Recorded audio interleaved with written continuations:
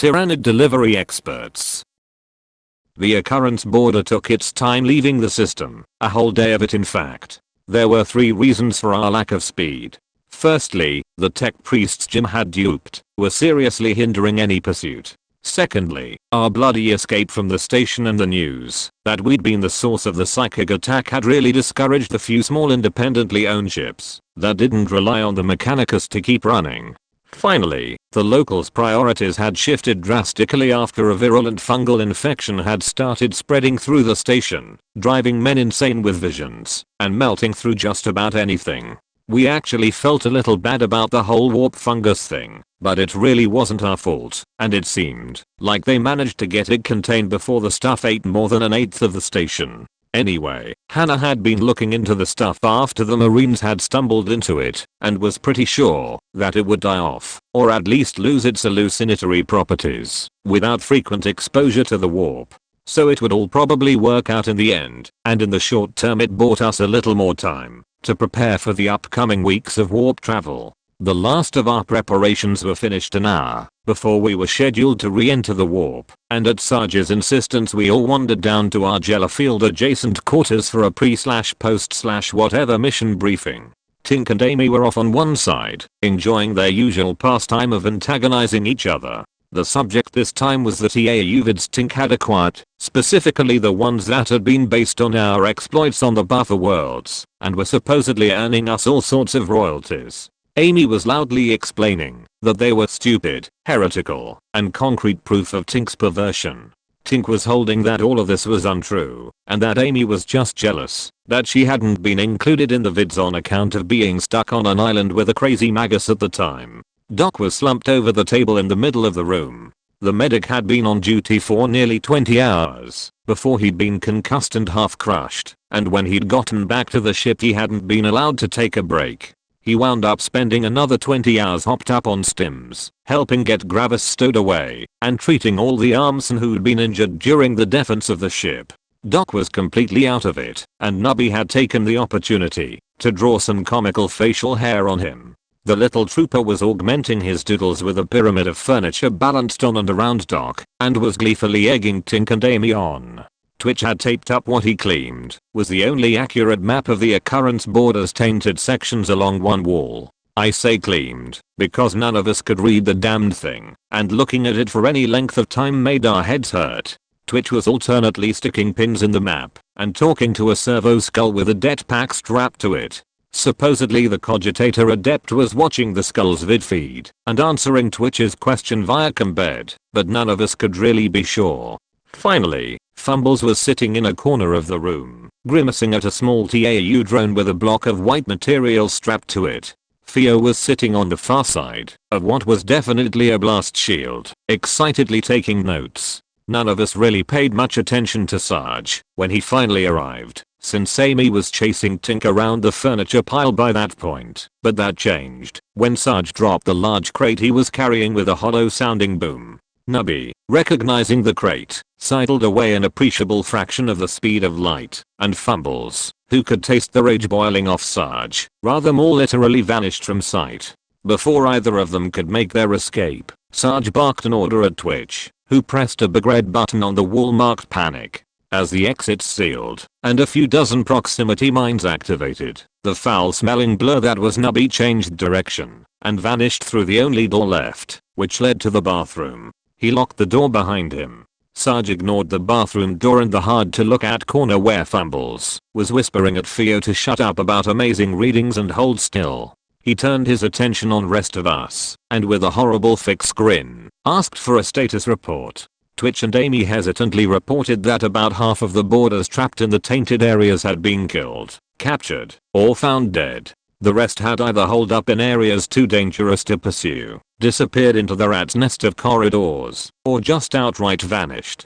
Patrols and traps had been set to contain the demonic feeding frenzy that would occur in those areas when we entered the warp. Tink followed this up with a report on the generally good condition of the cells after the overhaul, and confirmation that everything was ready for entering the warp. Finally, Doc was poked with a stick until he regained enough consciousness to confirm that Gravis was still alive, and that the looted medical supplies would be enough to keep him that way for a few weeks. Sarge digested the 3 reports for a few seconds and then poked Doc awake again. In an almost gentle voice, he asked the medic if he knew how Gravis' other half was doing, because Sister Valerie said she couldn't find the freezer crate with the Space Marine's legs anywhere. Doc's tired brain kicked into overdrive and dredged up an image of a dented and bullet-pocked crate being pulled off of him and tossed to the side.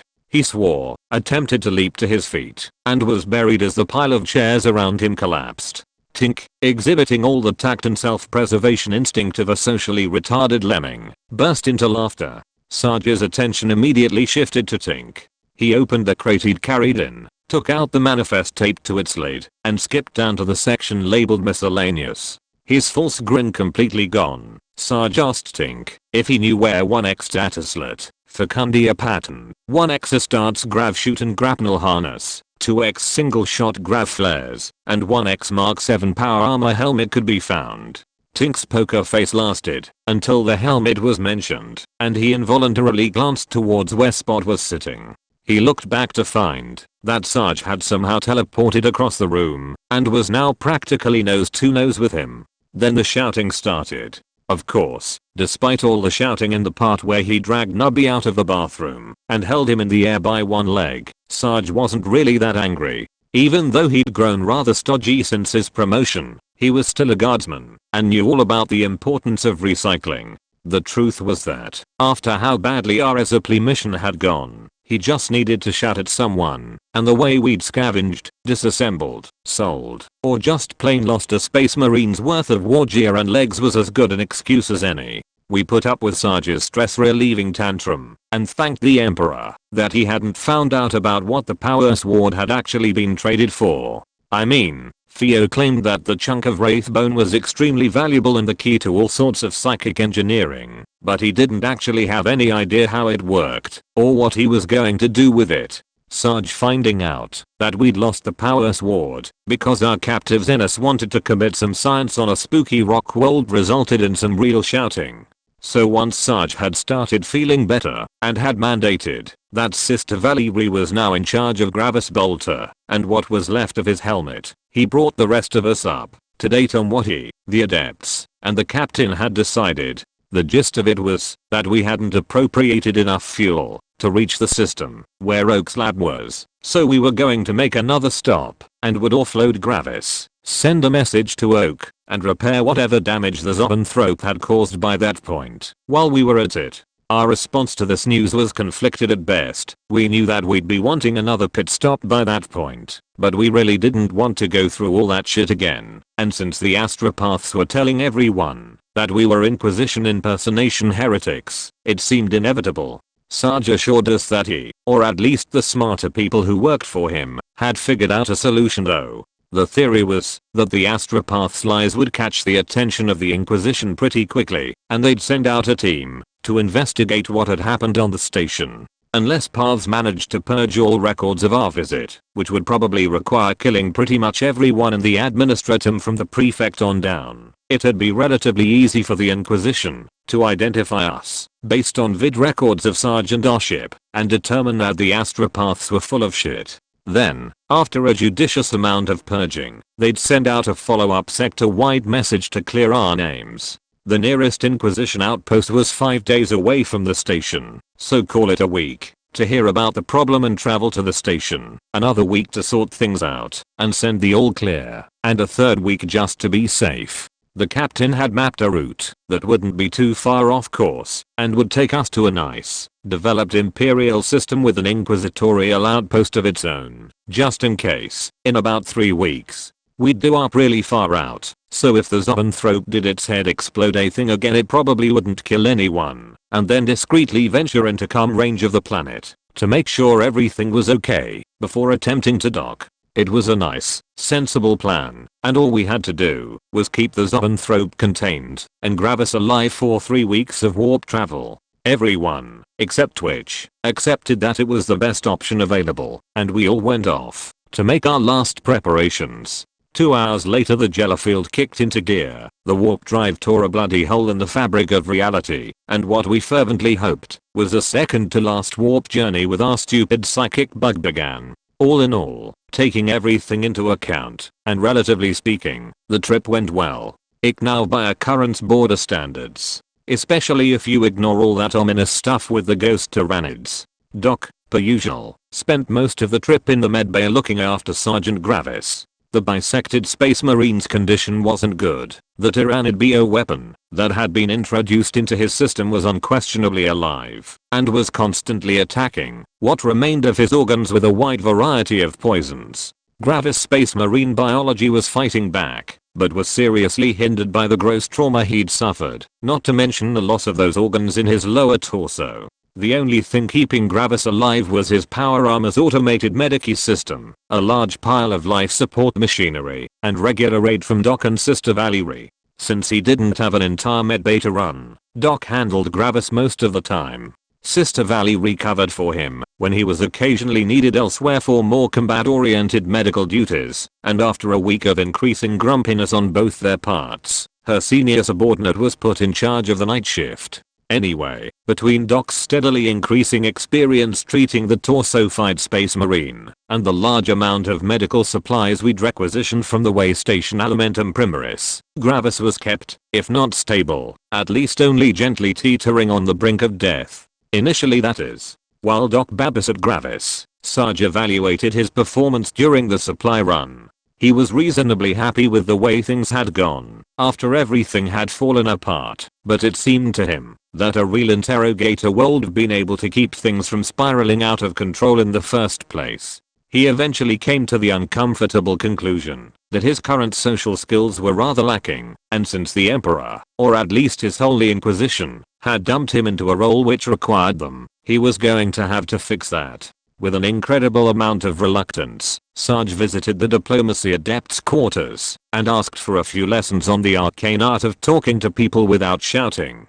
The Diplomacy Adept found teaching Sarge to be rather difficult, mostly because our fearless leader was so set in his ways. In Sarge's book, deception and disguise were accomplished using stuff like helmets on sticks, camo paint, and smoke grenades. Inquiry and intimidation shared a definition and involved little, if any, talking on his part, and the pages that covered blather and charm had been removed to make more space for the chapter that covered command. Regardless of the difficulty involved in reversing a lifetime's worth of Sergeanty preconceptions though, the two of them did make some progress as we traveled. Admittedly, it was very slow progress and involved an awful lot of yelling, but progress nonetheless. For their part, Tink and his fellow xenoculturists made some progress of their own during the voyage. The wonder team of Theo, Jim, and Tink were in charge of zoanthrope containment, with occasional assistance from the xenologist Adept and Hannah if she was hiding from her problem-prone tech acolytes in the cells.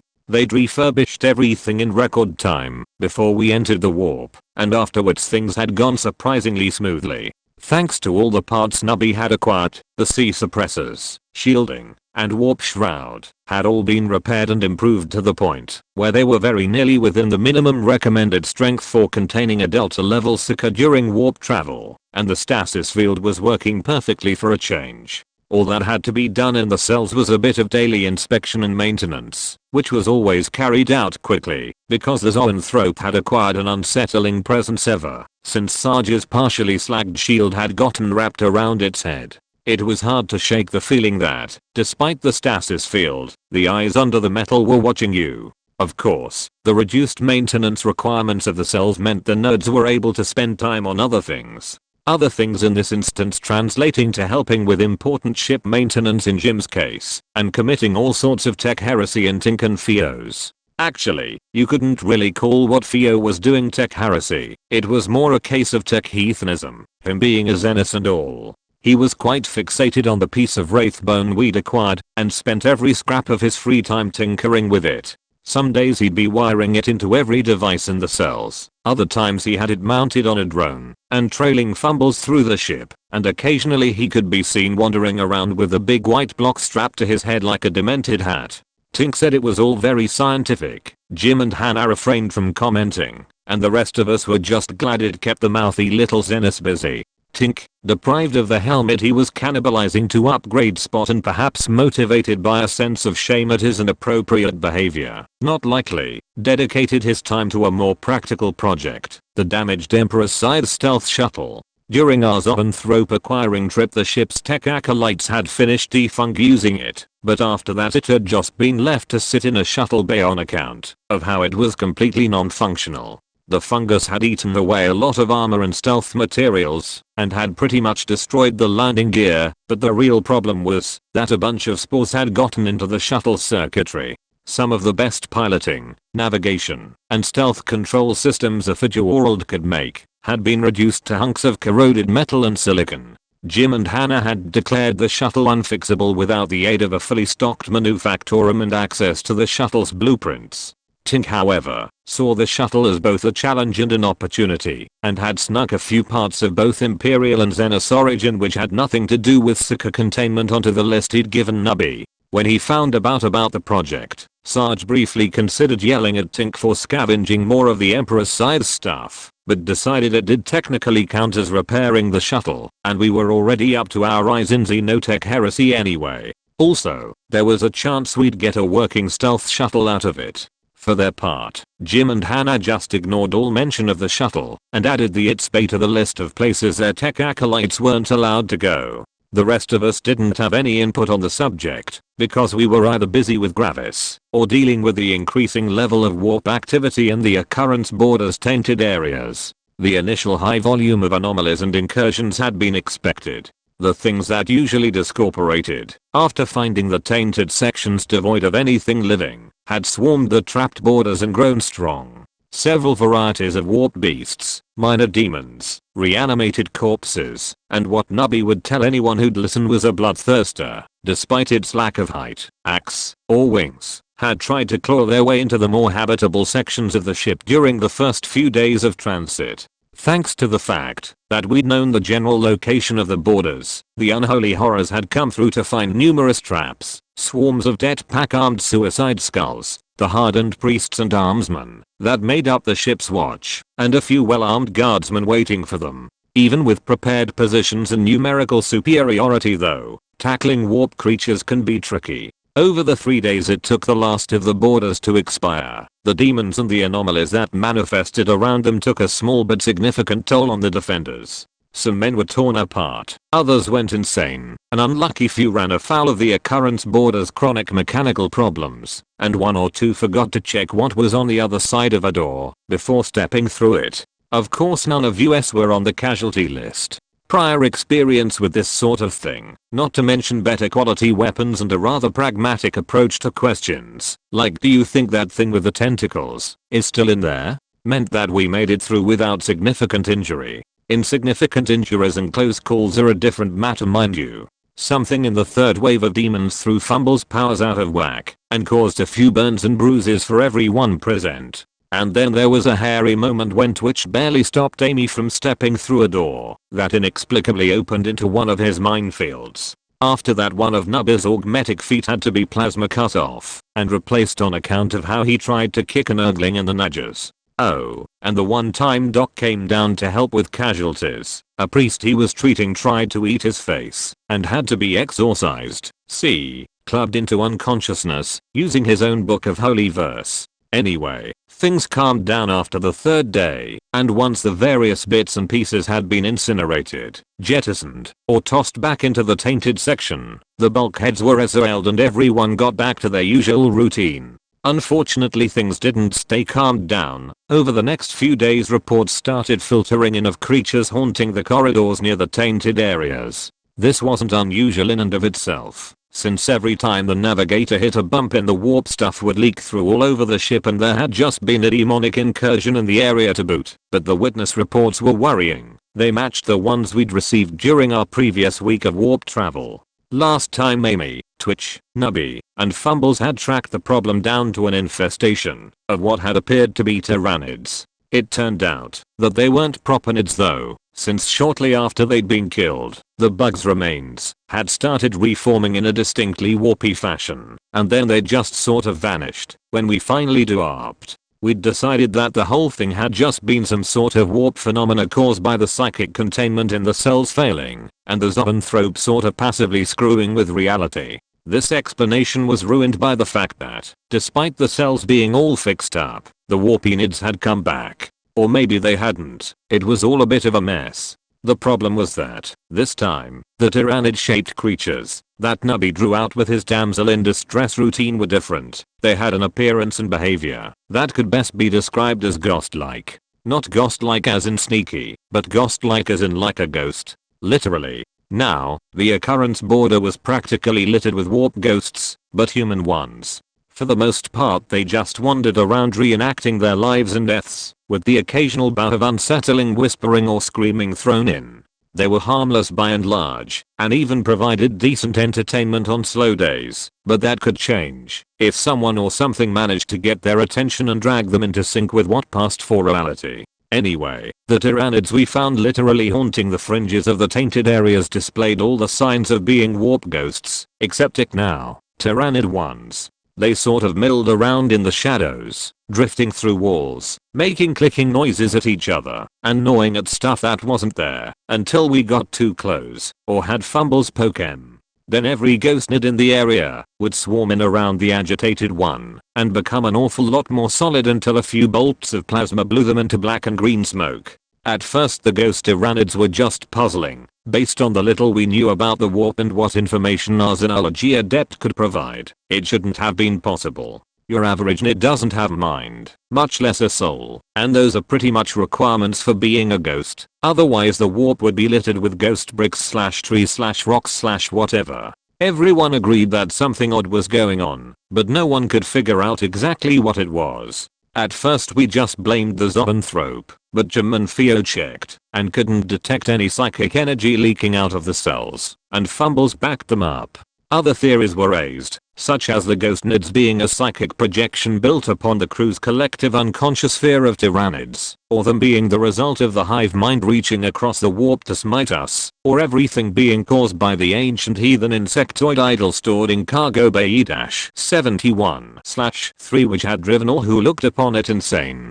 These were all shot down for various reasons, such as the fact that, according to Old Bill, the idol's various limbs had been holding up a plasma conduits for 13 years now without any significant problems. Twitch, of course, held fast to his theory that the tyrannids aboard the hive ship which had been sucked into the warp by the Scythe's vortex bomb had made an alliance with the demons of chaos, and an unstoppable tide of demonids would rampage across the galaxy. No one but Amy bothered to argue with him, and in the end the rest of us decided that the ghost tyrannids were probably still somehow the zoanthrope's fault, despite all evidence to the contrary. To return to the point though, the ghostnids were puzzling at first. This wasn't because something happened which explained everything. It was because they quickly became far too serious a problem to waste time actually thinking about it. The number of ghost tyrannid sightings quickly rose, as did the number of attacks. We tried to nip the problem in the bud, of course. A busy 2 days had been spent antagonizing ethereal hormagaunts into solidity, and then shooting them. Unfortunately, they didn't stay dead, even when we got the confessor himself to come down and wave his sensor around after we shot them. It'd take a few hours, but eventually a bug that Fumbles claimed was sane one would drift back to the spot where we'd killed it and resume its seemingly random wandering. An expedition into the tainted areas to see where they were coming from was proposed, but after some careful thought, we decided that we didn't actually want to die horribly in a twisted nightmare of non-Euclidean geometry and bug-shaped warp monstrosities. We might have really considered it if the ghost tyrannids had seemed interested in launching attacks on the rest of the ship, but as far as we could tell they were content to just sort of hang out. Over time, the steadily increasing number of ghost bugs would result in them wandering deeper into the ship, but otherwise they stayed put unless someone got near them. Lacking any viable solution, or the motivation to take a real risk to find one, the captain agreed with our decision to just set up a kill zone around the tainted areas and contain the apathetic ghost tyrannid menace. The containment strategy wasn't sustainable in the long run, since the number of bugs was inexorably increasing, and they were able to expand in 3 dimensions as well as through walls too. but we were pretty sure that if we gave a little ground, when the numbers got too high it'd work long enough for us to reach our next resupply point. Also, if things got really bad, we could always do up and sort things out at the expense of a few days of travel time.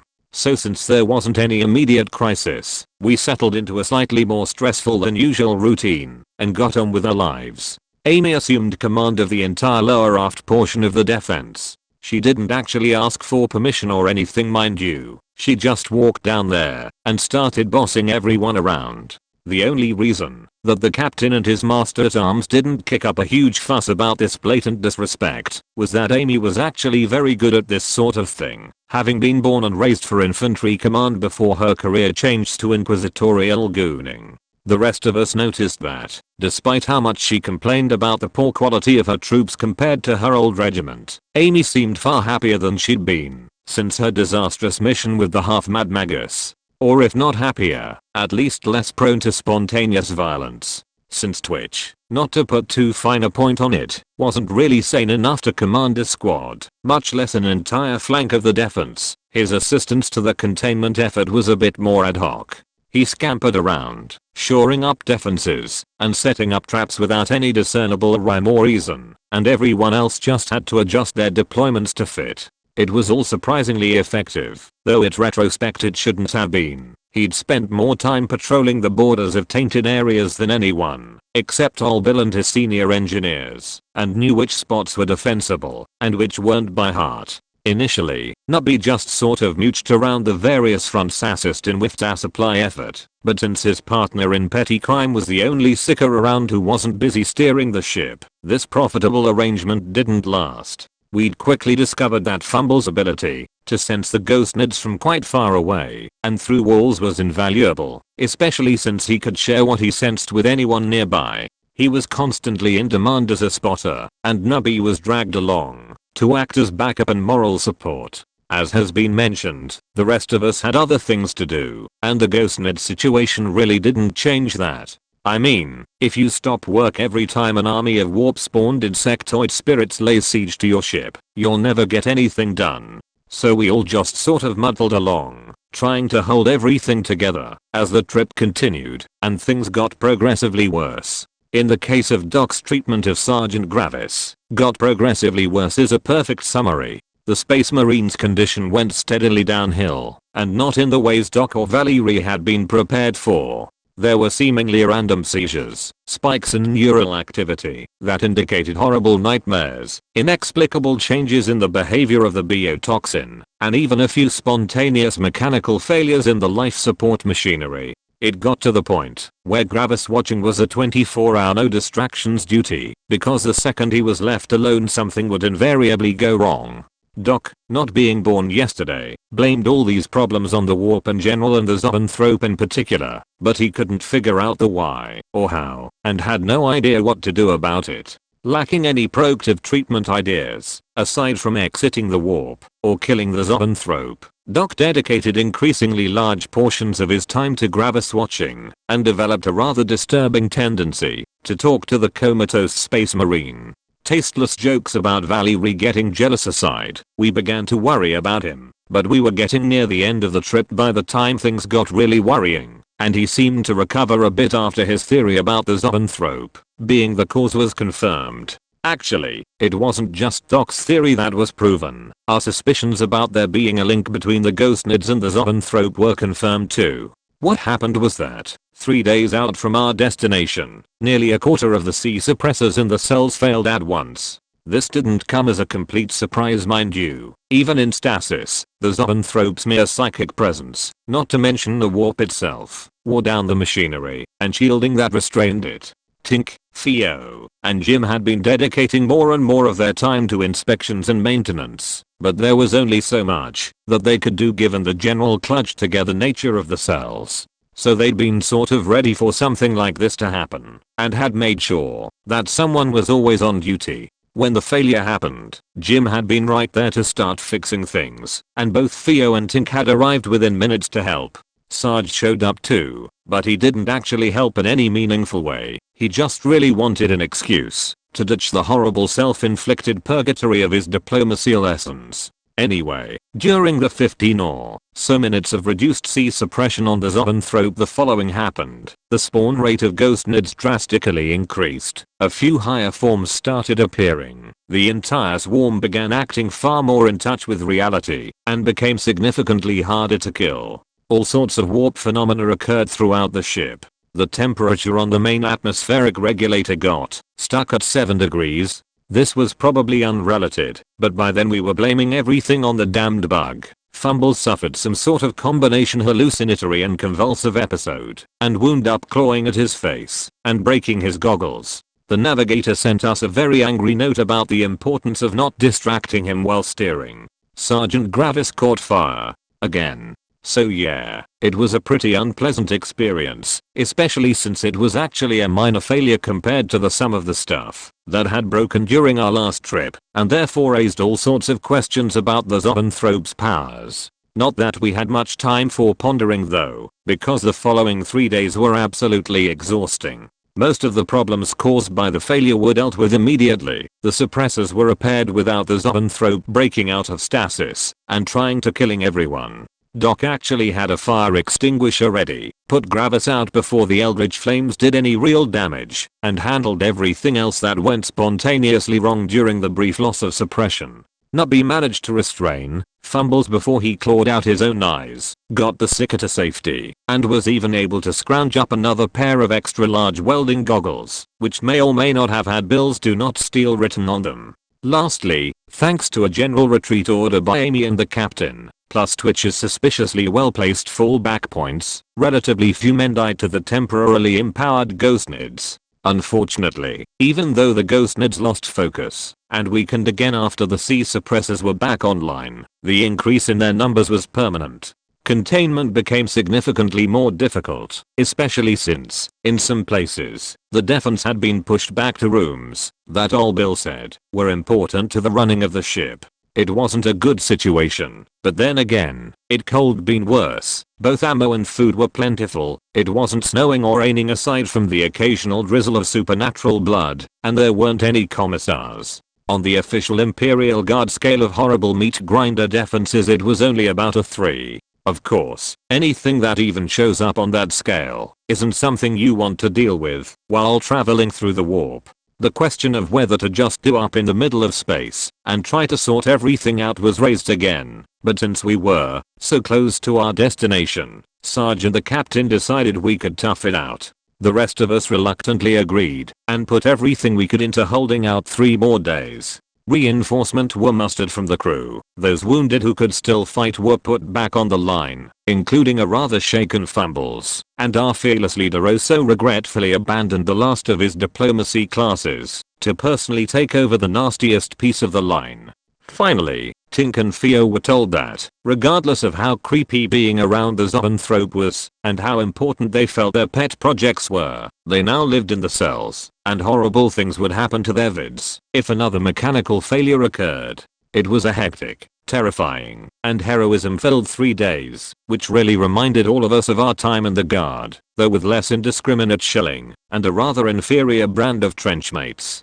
Not that the armsmen of the Occurrence border weren't good fighters, they just weren't Guardsmen. Anyway, complaints about troop quality aside, we managed to hold out without any more complete disasters. There were a few tense moments, such as when Tink got as far as reporting that a cascading suppression failure was imminent, before he figured out how to use his plasma gun as a backup battery. We would have congratulated him on his ingenuity, but it took him about half an hour to remember to tell us that things had been stabilized and we weren't about to die. Another bad spot was when Sarge finally abandoned the forward power management, water purification, and toothpaste distribution room, only to have something break in at 5 minutes after he left. It took a 3-hour counter-offensive, spearheaded by all of us except Amy, to get old Bill up there to fix the thingy that had gotten stuck in the wardsit. In the end though, we made it. A few hours before our original scheduled due-up time, but not a second too soon, we arrived at that bastion of Imperial civilization widely known as that system with 2 planets and an Inquisition base that's pretty much on the way.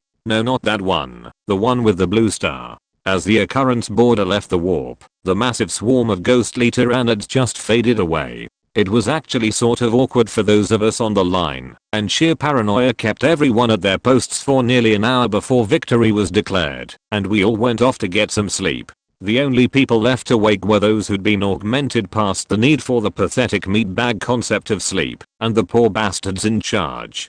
Sarge hiked his way up to the bridge to verify that we were in the correct system and that no stellar disasters, Xenos invasions, or heretical uprisings were occurring in it, and to send a message to the Inquisition base. Unfortunately, that last part proved unexpectedly difficult.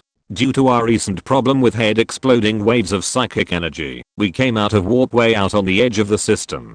Of course the universe despises all rational planning, so the zoanthrope stayed completely quiet during the transition, and all our careful precaution accomplished nothing aside from leaving us several days of normal space travel away from our destination. In fact, we were so far out that our sensors could barely even pick out the largest ships and stations around the planets, and it'd be days before we got into Vox range. This annoyed Sarge, who wanted to get started on the whole process of proving our identity and requesting aid so he could stop worrying. The captain sympathized with him and rather sarcastically asked Sarge if he wanted to try to make a macro warp to get closer to the planets. Sarge told him to go fornicate with a waterfowl and then wandered off to try and nap away his paranoia. The rest of us weren't too concerned about the travel time, since moving through normal space was downright relaxing by our standards. If left to our own devices, we probably would have spent the entire time asleep, drunk, or watching heretical cartoons, but Sarge didn't approve of idle troops. After a mere 16 hours of sleep, he dumped every one of us out of our nice warm bunks, gathered the entire team plus all Bill and Jim together, and began giving orders. The impromptu briefing started with Sarge informing us that the captain had spotted 3 ships of indeterminate size heading our way, and per tradition, Twitch interrupted to tell everyone that he had a bad feeling about this. After a few minutes had been wasted on half-comedic speculation, Sarge shared the captain's assurance that this was a perfectly normal response to how far out we'd warped in. He claimed that it was, in fact, a good thing, since they'd be able to help us by passing our Vox messages on to the Inquisition base earlier than we'd expected. It'd still be over a day before we were in range though, and in the meantime, there were things to do. Tink and Theo were told that their pet projects were still on hold until they made sure every system in the cells was working fine and compiled yet another parts list. Doc, who was annoying Chipper after his first real break from Gravis watching in over a week, was told to ditch the Marine on his girlfriend and get his gear ready. The adepts were told to whatever adepty things needed doing before we talked to whoever ran the local Inquisition base, except for the Cogitator adept, who was ordered to use his data thingies and compu artsits to figure out where the ghost nids had been coming from. He responded with a lot of useless technobabble and complaints about not being a demonologist, damn it, but after Sarge glared at him for a while he went off to his closet and got to work. Everyone else was ordered to get ready for a short expedition. A few hours later, the Cogitator adept delivered a dataslet containing what Twitch and Olbil assured us was a map marking 4 locations in the occurrence border's various tainted areas. The rest of us took their words for it, and Twitch was put in charge of deciphering it into 3-dimensional directions. Sarge chose the location in the lower aft tainted section as our first target, on account of how it was near the other thing he wanted to sort out with the expedition, and we set out with Olbil and his gaggle of engineers and tech acolytes in tow. Now, we called it an expedition, and went in heavily armed, but outside of the warp the tainted areas weren't that dangerous. Yes, they were still contaminated with warp energy which manifested as all sorts of phenomena, but they were generally minor things, like whispers, whines, flashes of movement, and the non-insectoid variety of ghost. The crutoids and other vermin which wandered into the area and wound up horribly mutated, and occasionally possessed, were only a minor inconvenience, and warp entities which can survive in normal space without some kind of host are rare. Really, it was just a matter of carefully avoiding mechanical hazards and the occasional persistent anomaly, such as the time loop on subdeck Q3, the room stuck at 5 degrees Kelvin, the time loop on subdeck Q3, the perpetually bouncing ball, and the time loop on subdeck Q3. We reached the area that the Cogitator Adept had calculated as the center of the Ghostnid infestation without any incidents more serious than a tech acolyte getting slightly electrocuted and Nubby getting stuck during an attempt to bypass a leaking plasma conduit via air shaft. Unfortunately, when we got there we didn't find any demonic portals, eldritch devices, tyrannid hives, or anything else we could cover with jetpacks. All we found at the geographic center of the Ghostnid infestation was a few empty rooms and corridors. We had Fumbles take a look around just in case, but while he claimed the area were slightly more tainted its surrounds, it seemed to him like it was just the side effect of being filled with Ghostnids for longer. We debated exploding the entire area, just on the off chance it would accomplish something, but Bill asked us not to. So, lacking anything productive to do, we headed down to Cargo Bay E-71/3, home of a few dozen plasma conduits and an insanity-inducing ancient heathen insectoid idol that had been reproposed as an architectural support. Operating on the theory that, even if it wasn't related to our bug problem, it probably wasn't good to have a giant eldritch statue just sitting around in a warp-tainted cargo bay, we asked Bill to figure out a way to disentangle the plasma conduits from the idol. Not so we could study it, of course, that would be silly. We just wanted to make sure that the engines wouldn't explode or something when we destroyed the thing. Bill grumbled a bit about not fixing what isn't broken, but he and his boys threw a tarp over the thing's horrible mind-shattering visage and began scavenging replacement parts from the surrounding area. A few hours later the various plasma conduits, pipes, and wires were being supported by a haphazard network of metal bands, clamps, crates of expired food, and 3 of the room's grav plates fastened to the ceiling.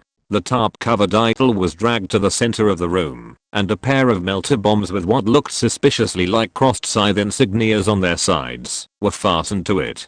The horrible chittering screaming went on for quite a while, but it trailed away as we reached the edge of the tainted area, and nothing else really happened. Well, aside from a 11% drop in the efficiency of Engine 6 and half of the aft sensors overloading. Bill said he told us so. By the time we got back from our expedition the distance between us and the 3 approaching ships had closed to the bare edge of our Vox system's broadcast range. Now that they were closer, our sensors had identified the ships as a Navy frigate and a pair of smaller SDF ships. So Sarge, the captain, and the adepts decided not to mess around with subtlety and announce our identity and intentions off the bat. Remembering his recent lessons on the importance of stance, dress, and overall first impressions, Sarge scrounged together a replacement for the inquisitorial costume and evil goon uniform which had been rather gleefully abandoned in men's room garbage bin. After he'd more or less ripped Doc's evil goon uniform in half during his attempt to make it fit, he settled for wearing one of the captain's spare uniforms and hung his interrogator's rosette in clear view. Suitably outfitted, Sarge then spent nearly 2 hours with the old diplomacy adept, recording a 2-minute vid which primarily consisted of his name and rank, a request that his message be forwarded to the local Inquisition base, and the digital authorization code from his rosette. This arduous task completed, he joined the rest of us for a few games of cards, while the message crawled across the system at the annoyingly slow speed of light. 4 hours and several thrones lost to Nubby and Fumbles later, it occurred to us that we really should have gotten a response by then, and we all trooped up to the bridge to see if something interesting was happening. We arrived just in time to hear one of the sensor techs report that all 3 approaching ships had increased their acceleration, and 4 more had left orbit.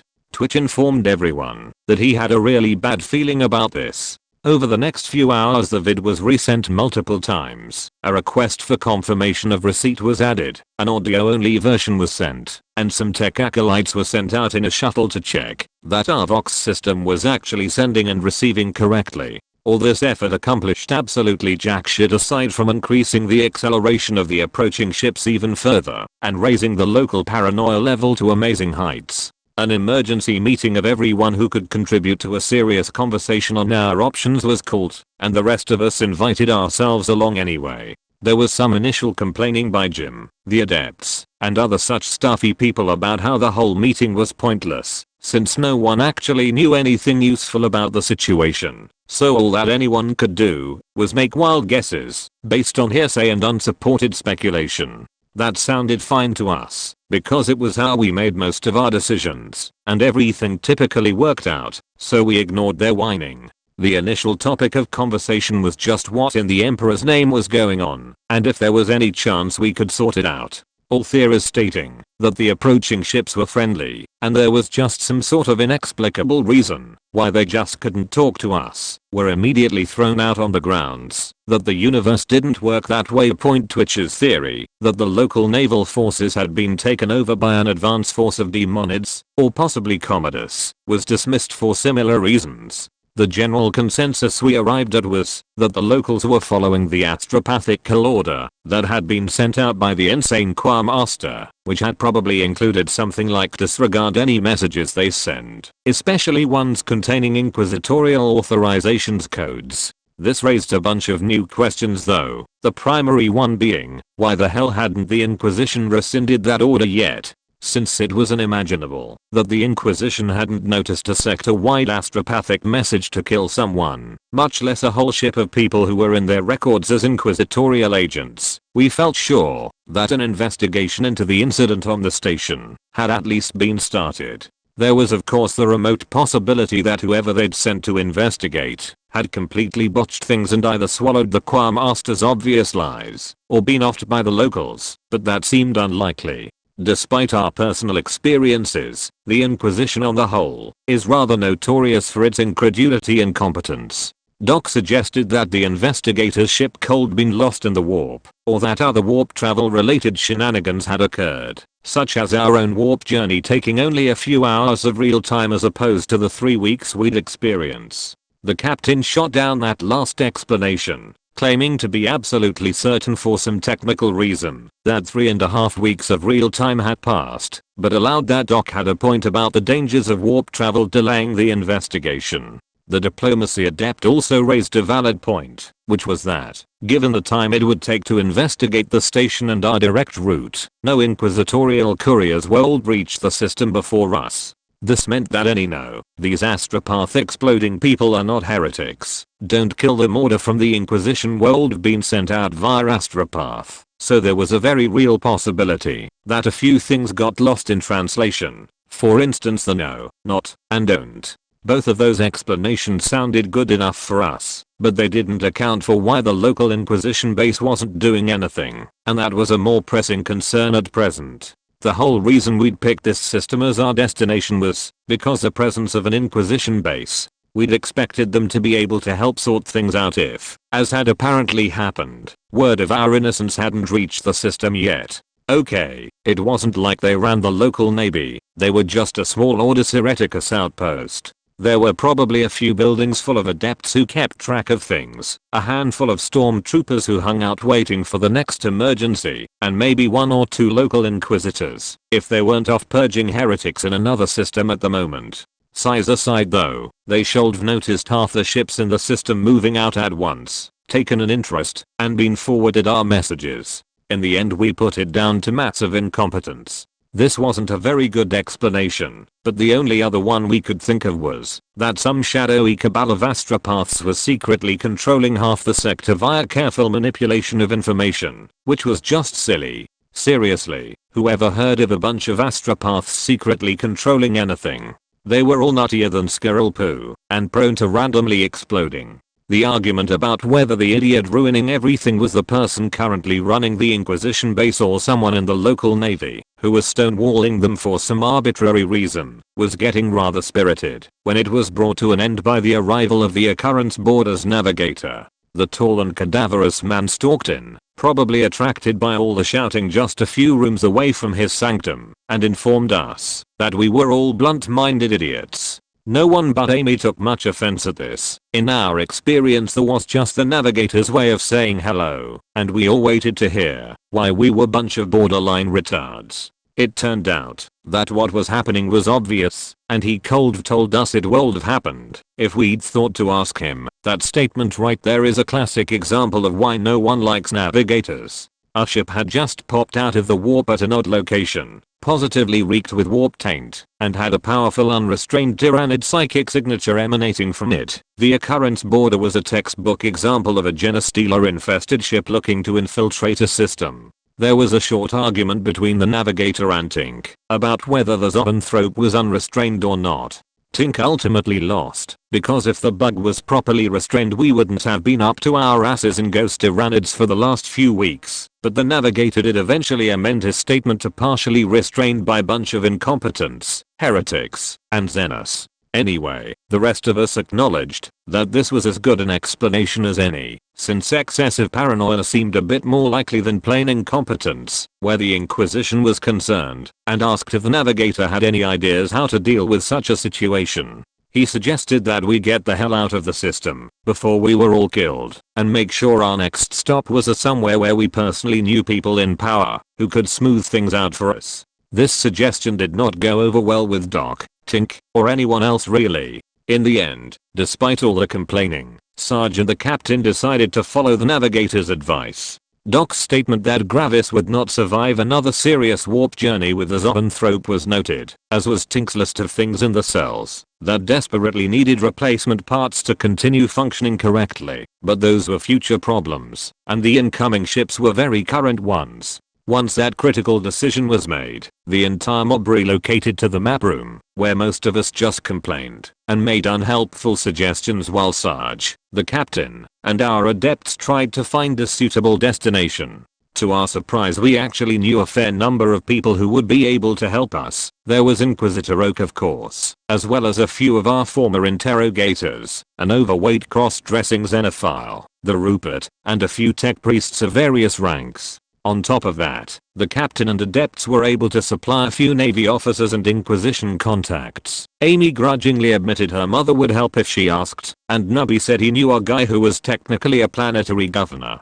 The problem was that most of these people tended to move around a lot, and the ones who didn't weren't anywhere near our end of the Ultima Segmentum. Even without all the complications of making a long warp journey with Gravis and the zoanthrope, we just didn't have enough fuel to reach any of them. Mind you, if we'd had an astropath, as opposed to headless corpse in the morgue and a sanctum covered with bits of blood, brain, and bone, we might have gotten lucky and been able to track one of the mobile ones down nearby, but in that case we cold just sent a message asking our boss to sort all this stuff out for us. After we examined the map and determined that no one helpful was within our 4-day travel range, the captain raised some less savory options. The discussion turned to what was or wasn't piracy, and whether any of the nearby systems were too small to have naval defenses or astropaths, but developed enough to have a supply of fuel. Sarge began to zone out as he imagined just how unpleasant his post-mission interview with the Inquisitor was going to be, and then he overheard Tink pestering the navigator. Tink asked if it was possible to coast in the warp like fuel-conscious ships did in normal space, and thereby extend our range enough to reach the nearest guaranteed friendly system, which was unfortunately the one inhabited by Nubby's guy. The navigator made some sneering remarks about a blunt's inability to truly understand the shifting nature of the warp, and admitted that yes, you could trade time for fuel up to a certain point. As the rest of us checked whether this would allow us to reach anyone who hadn't been described as like a planetary governor, but were found our actual planet, and maybe a little bit more slavery, Sarge thought back to our original travel plans. He asked the navigator whether we could stretch 4 days of fuel to reach a destination a week and a half away, specifically the Order Xenos research facility that had ordered the zoanthrope.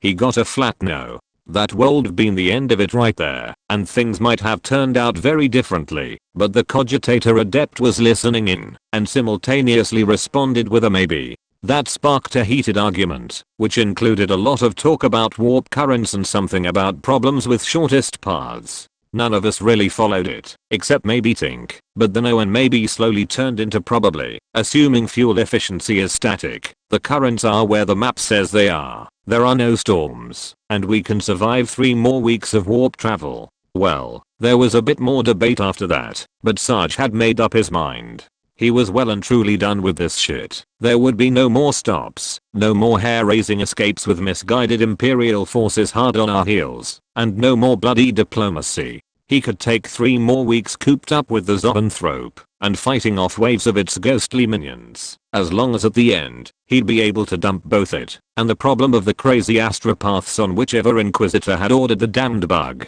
This decision met a certain amount of resistance, primarily from Doc, Tink, and the captain, who were tremendously worried about Gravis, the cells, and the very real chance of running out of fuel short of our destination respectively. Unfortunately, despite how undeniably bad Sarge's plan was, no one besides Nubby thought the other options were any better, and anyway, we were guardsmen and Sarge was in command. Once he'd made his decision, all we could really do was complain and try to figure out how to make his plan work. The captain went off with his subordinates and the navigator to plot our route, and informed us that we had 5 hours before the approaching ships forced us to warp.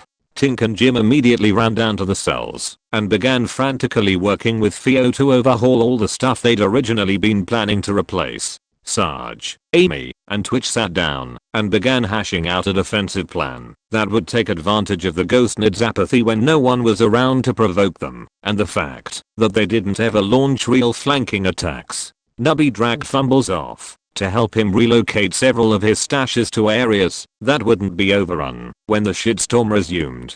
Doc carefully examined Gravis' condition, evaluated his chances of keeping the marine alive for 3 more weeks of warp travel, spent a while locked in the bathroom alternately screaming and crying, and then decided that something drastic needed to be done.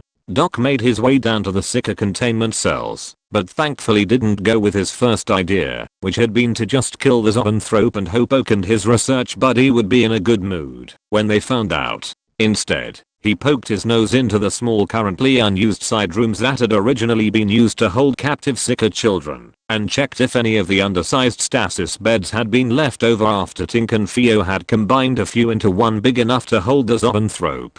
He had a moment of panic when all the cells, except for the one packed with debris, were empty, but when he asked Theo what had happened, the little Xenos explained that they'd pulled them all out during the project and the leftovers were just in a closet somewhere. Doc knew the inevitable fate of expensive pieces of equipment that got left in unmonitored closets, so he skipped the scavenger hunt and just calmed Nubby to ask which one of his stashes the stasis beds had wound up in. Nubby wasn't keen to part with his loot, but eventually came around to Doc's way of thinking when the medic started explaining all the horrible things that would happen to him if Gravis died. One of the 5 leftover stasis beds was hauled up to the med bay, where Doc and Valerie spent several minutes trying to figure out how to fit the upper half of a 3-meter tall killing machine into a stasis bed sized for children ages 3 to 12. It was obvious from the start that Gravis armor and life support machinery wouldn't fit, but it was quickly established that even without those, he was still far too large. In the end, Doc was forced to admit that the only way it would work was if they removed Gravis' arms, shoulders, and a good portion of one of his sides. Sister Valerie did not approve of this course of action. There was a short argument between Doc and his girlfriend over whether being slowly hacked apart with a diamond-edged bonosaur while struggling to fight off an alien biotoxin was guaranteed to be fatal or not. Nubby, who'd tagged along in hopes of getting his loot back, decided to be helpful at this point and suggested that Gravis didn't need to be cut up before going into the bed, as the stasis field could take care of it for them. He was in the middle of rather gleefully recounting what had happened to a cargo servitor that had been caught half in a field during Tink and Theo's experiments on combining stasis units, when Doc realized the obvious solution to the problem. A few minutes later, Doc was down in the cells screaming at Tink to stop messing around with the C suppressors and get to work combining the 5 leftover stasis beds into one large enough to hold Gravis. Tink was pretty sure that his current task was a little more important though, so there was a bit of an argument, and things quickly devolved to the point where Doc was holding Techi up by the collar and shaking him. Jim stepped in that point, applied a few thousand volts of enforced calmness to Doc's lower back. He explained to the twitching medic that his request had been noted, but building the stasis unit would take a few days and would therefore have to be worked into the schedule between critical maintenance on the cells. Doc was in no position to argue with Jim, or walk for that matter, so he accepted the cogboy's promise that it would be a top priority and was dragged back to the med bay by Nubby and Fumbles. He felt slightly better when Sister Valerie called him a genius and promised to kiss him later when she wasn't covered with bodily fluids. 2 hours later we sent out a final message to everyone in the system, which was pretty much a detailed list of why they were all idiots and or assholes, and disappeared into the warp before the approaching ships could follow us. All you could really say for the first few days of that warp journey was that they went better than the last few of our previous one. For a starter, our worst case scenario, for conservative values of worst hadn't come true. The ghostnids hadn't just popped back into existence in the same places they'd been when we'd warped. Our brief stint in normal space had reset their counter, or whatever, and the bugs were only appearing in the tainted areas, though at a rate significantly higher than they had before. Spawn rate aside though, our defensive situation was much better than it had been, and the cells were in pretty good condition too. Thanks to the heroic repair efforts of Tink, Jim, and Theo, the C suppressors took the strain of entering the warp without failing, and the devices seemed to be functioning better than they had before. There were some concerns about their power output though, since as mentioned, the ghostnid spawn rate was higher than it had been, and there were also more minor phenomena occurring throughout the ship as well as an increase in the number of IGPs, inexplicable Gravis problems. This bothered Tink immensely, since his readings said everything in the cells was working fine, at least for now, and there wasn't any psychic leakage around the cells either. Admittedly, Theo and Jim's C detectors consisted of the Wraithbone block on a stick and a creepy ornate servo skull that had to be periodically fed live rats, but they seemed pretty confident in their readings. Anyway, Tink and the other techers didn't get to ponder the ghostnids for long. Even though the normal space repairs had bought them some breathing room, the lack of replacement parts meant every fix they made was a horrible time-consuming kludge, and Doc made sure that every minute of their free time was dedicated to putting together Gravis stasis field. Things were more or less calm for the first 3 days of our efficiently slow warp journey. We kept track of the ghostnids, but didn't waste any effort engaging them. Tink and Theo managed to make some serious progress, and Doc managed to stay very positive about the situation, while struggling with Gravis mounting medical problems. The first suppression failure happened on the 4th day. The increase in phenomena and ghostnid spawning was pretty much a repeat of the last time, but the other aspects of the failure went differently. For one thing, we didn't lose any armsmen on account of how ghostnids still hadn't expanded to reach our defensive lines. When the failure began, they sure as hell had reached them by the end though. This time Fumbles did better too. He managed to retain consciousness through the whole thing, though he was a little loopy afterwards, babbling about something being all around and trying to find itself. Gravis, however, came off a lot worse. Doc and Valerie weren't able to figure out exactly what had happened, but the Space Marine's secondary heart wound up resembling a raisin and had to be removed. Once again, the techers managed to fix things, but that marked the end of the easy part of the trip. As the fight against the ghostnids resumed, we realized that their spawn rate wasn't the only thing that had gotten worse over time. The bugs were definitely stronger and more aggressive than they had been during the last trip, and they began to exhibit some new and worrying behavior. 3 times in the following 2 days sizable forces of ghostnids coalesced in areas where they hadn't reached our lines yet, and then slowly wandered into the ship until they ran into our forces. We managed to beef up the defenses in time on all 3 occasions, but they were all difficult fights, and this change in attack patterns forced Sarge, Amy, and the captain to seriously re-evaluate their plans. By the 6th day it was becoming apparent that holding out for 2 more weeks would be close to impossible. The unexpected increase in the ghostnid strength and their new penchant for the occasional focused attack forced our lines back days ahead of schedule, and the initial ship-wide increase in phenomena we'd seen was getting worse. It was actually beginning to feel like the Jellifield was failing, except Olbild was certain it wasn't, and the usual whispers and blood seepage had been replaced with far-off chittering sounds and tyranidature. It was obvious the zoanthrope was responsible, but it was still a mystery how, and we couldn't think of anything to do about it besides killing the bug or dooping.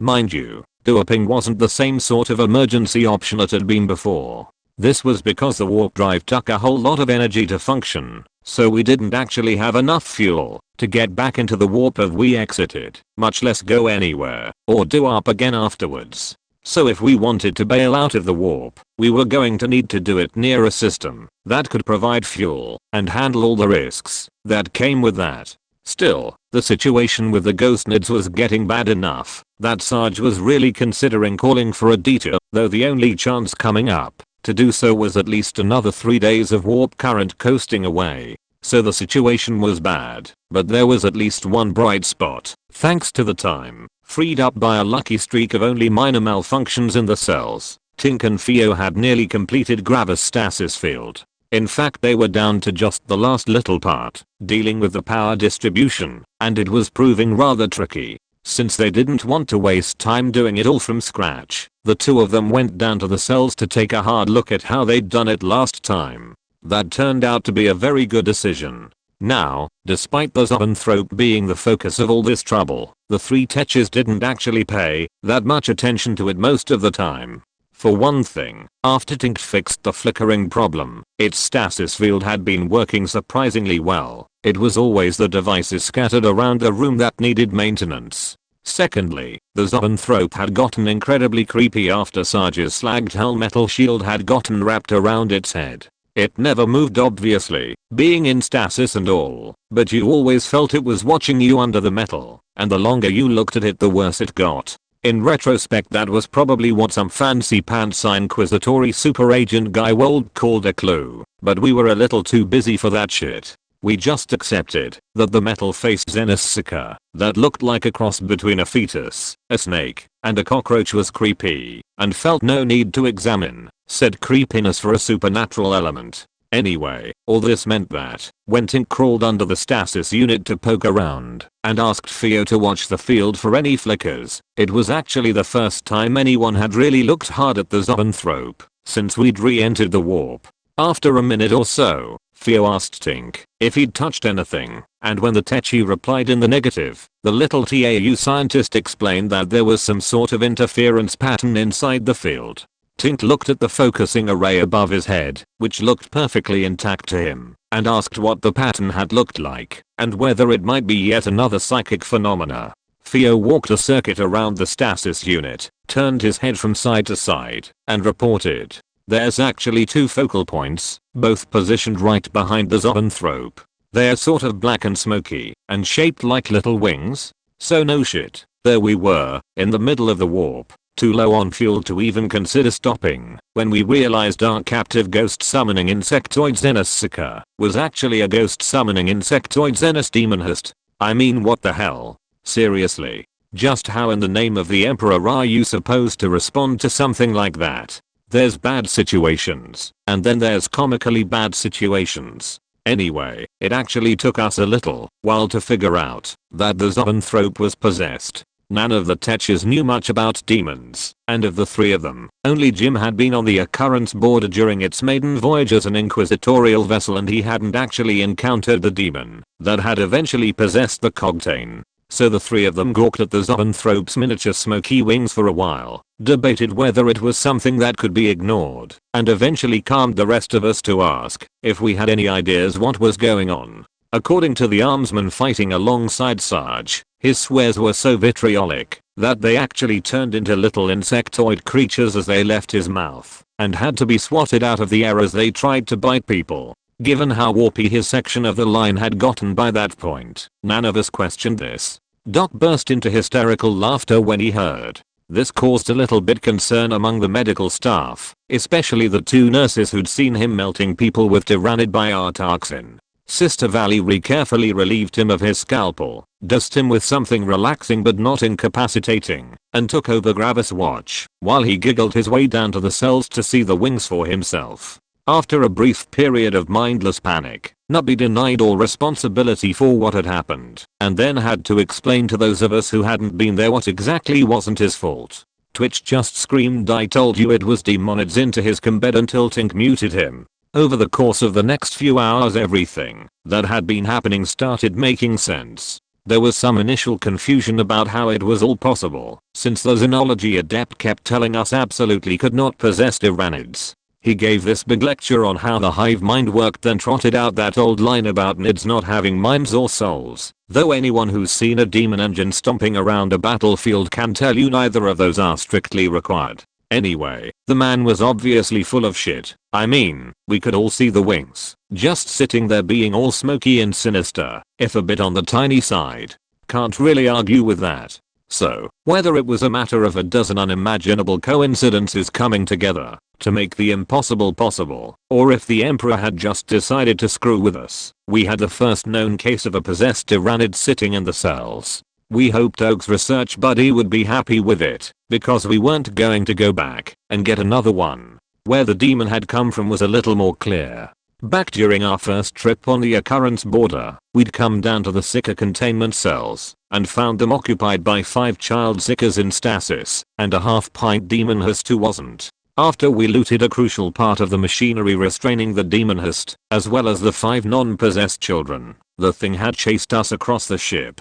It had looked like a kid with massive wings made of smoke, curly horns, and glowing eyes, at least until we shot its host body to pieces, and it ran off to get a new one. The demon came back a little later as an Arlock with the same wings and such, and had then gotten tangled up in a fight with a giant demonic servitor titan thing that the tech priest acting as a ship's captain had been constructing for whatever insane reason. That had ended with an Arlock being incorporated into the Servi Titan and demon taking over the Cogtain. It took some doing, but we eventually destroyed the Servi Nalo Titan, pitched the Cogtain into the bridge lift's shaft, and cranked the gravity up as high as it would go. That had done for the Cogtain, and between reducing its host to a greasy crater and our subsequent exit from the warp, we'd assumed that was last we'd seen of the smoke-winged demon as well. The fact that the Cogtain's crater could never be repaired, even by replacing entire sections of floor and wall, and the way it screamed at people in binary probably should tipped us off. So we dismissed the glowing, screaming crater as just another occurrence border thing. Trust me, it doesn't sound stupid after you've been on the ship for a while and got on with our lives.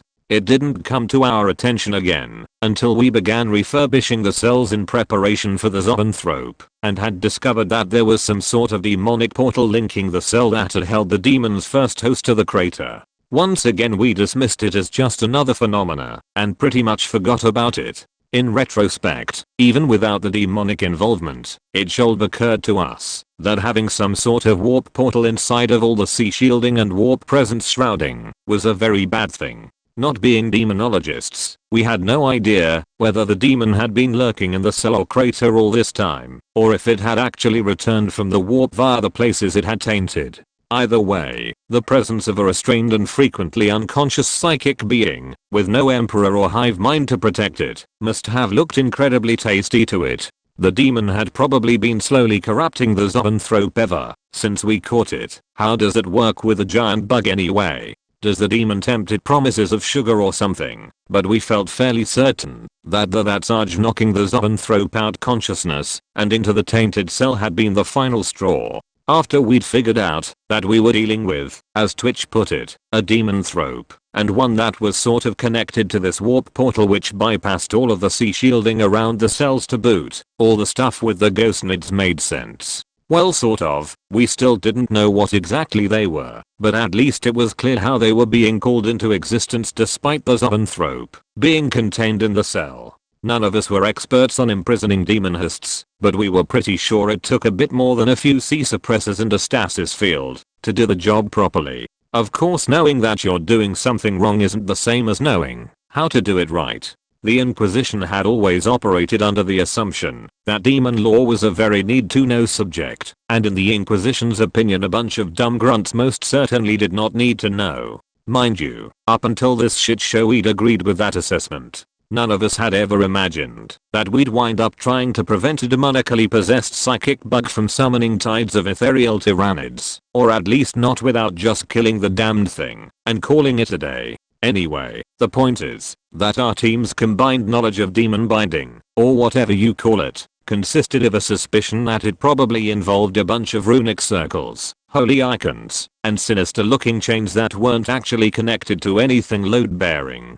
The keywords there were suspicion, and probably by the way.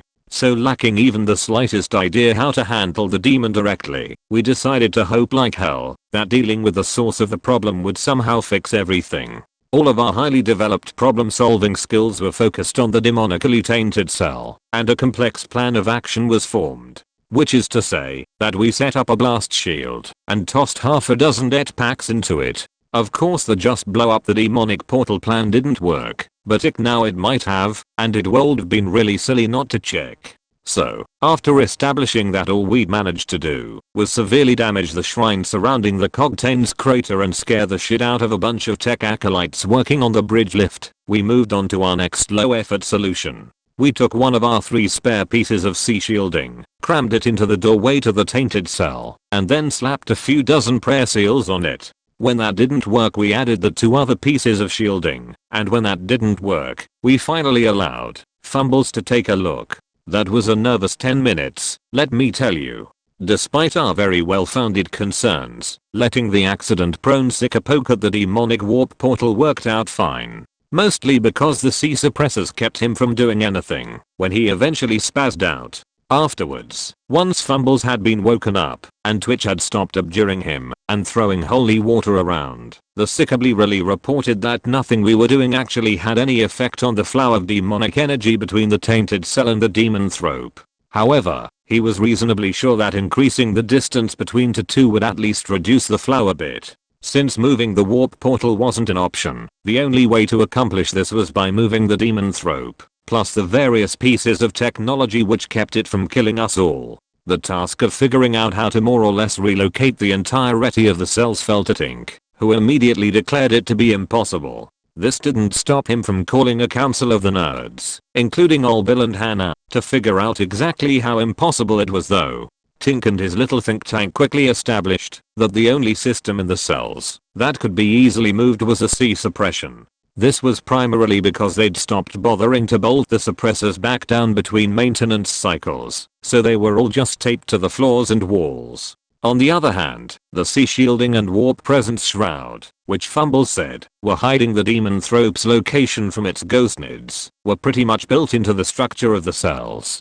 Just removing them would require days of cutting, during which the ghostnids would probably swarm the cells. Finally, the stasis unit restraining the demon thrope was not designed to be moved. Jostling the focusing array could cause problems ranging from flickers to spontaneous bisection of anything inside the stasis field, and power efficiency hadn't even been considered in its design, so running it off a battery was going to be tricky. The first problem to be solved was the stasis field. Tink and Theo realized that they didn't have to fix everything wrong with the demon thrope's stasis unit, since they had a much better one sitting nearly finished, just a few rooms away. Their decision to repurpose Gravis' stasis unit almost got the 2 of them stabbed by an enraged medic, but luckily they were able to propose a solution for keeping Gravis alive as well. Tink explained, from behind an overturned table, that there was no reason that the nearly dead space marine couldn't just be thrown into the demon thrope's stasis unit after the bug had been relocated.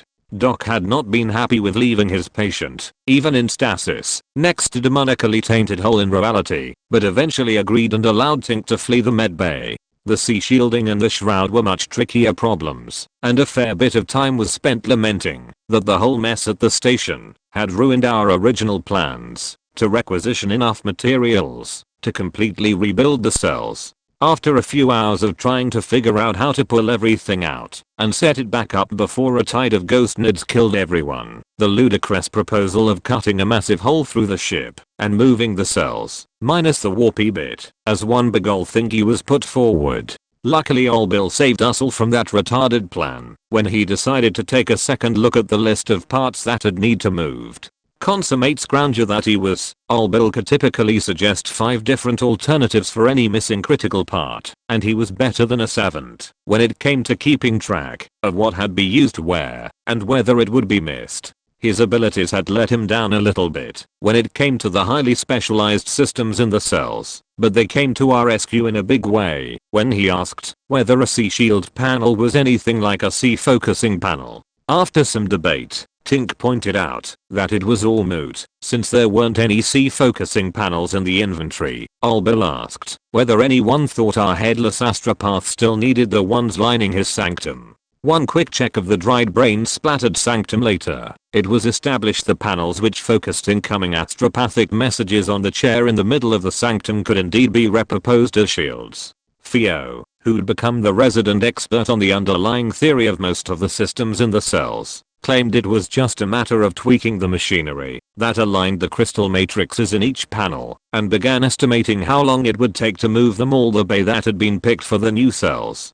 Tink asked why the hell we should bother moving them. The decision to just repurpose the Occurrence Borders Bridge adjacent astropathic sanctum as a demon thrope holding area was reached quickly by Tink and his fellow nerds. It took a little more time and a lot more shouting for Sarge, the captain, and the navigator, whose sanctum was next door, to come around, and that time was used to tackle the final problem, the warp presence shroud. The shroud was a device which hid the warp presence of anyone inside from those outside.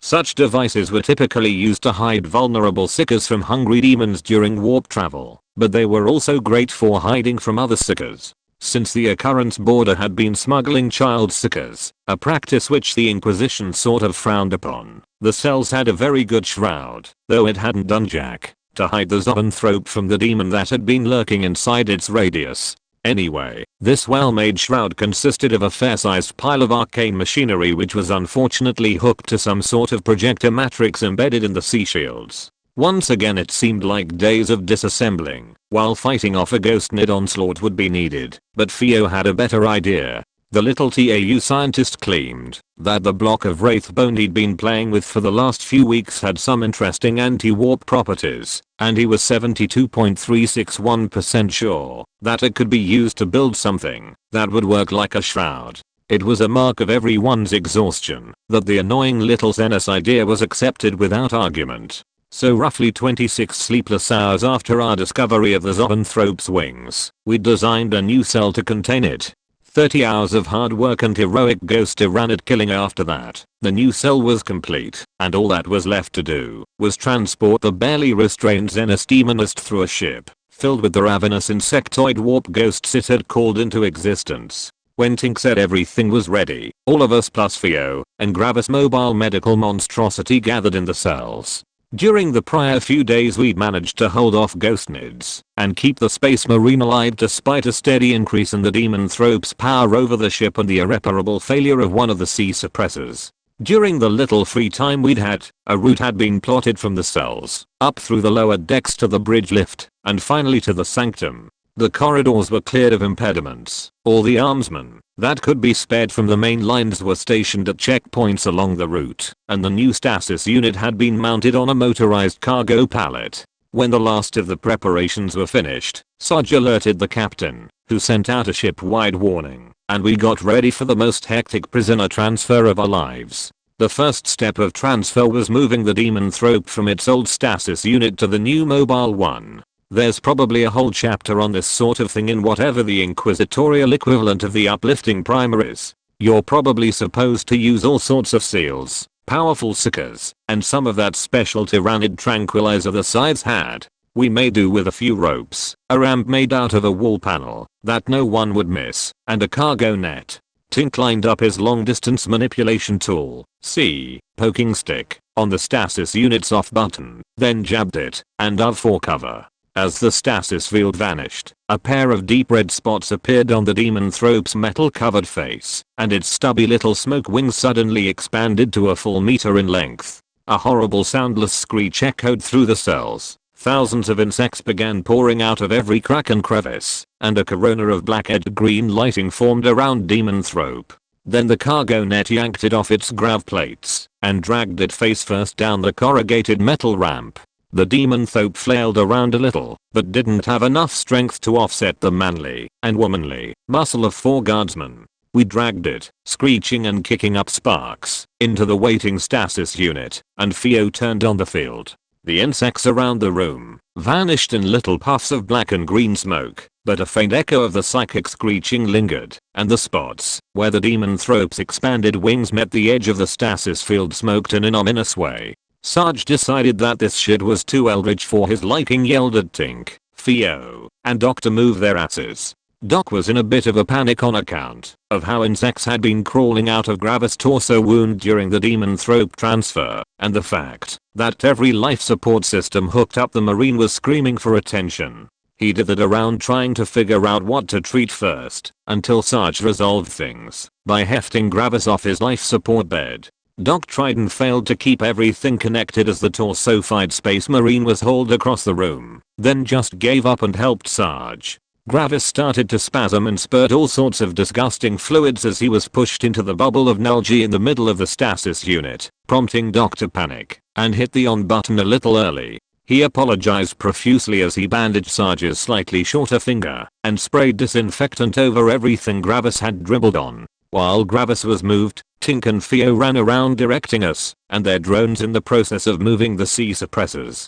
Extensions were spliced into the power cords of each of the hacked together TAU Imperial hybrid devices, and a jumbled circle of arcane machinery was formed around the Demon Thrope's stasis pallet. Then, piece by piece, each of the C suppressors was fastened to the pallet, until it bristled with various engines, antennas, crystals, and less identifiable pieces of tech. When all the suppressors were fastened down and connected to the large battery array mounted on the front of the pallet, and Gravis was safe in the Demon Thrope's old stasis unit, we were pretty sure that his expression of pain and horror wasn't anything to worry about. We readied our weapons and got ready for the hard part.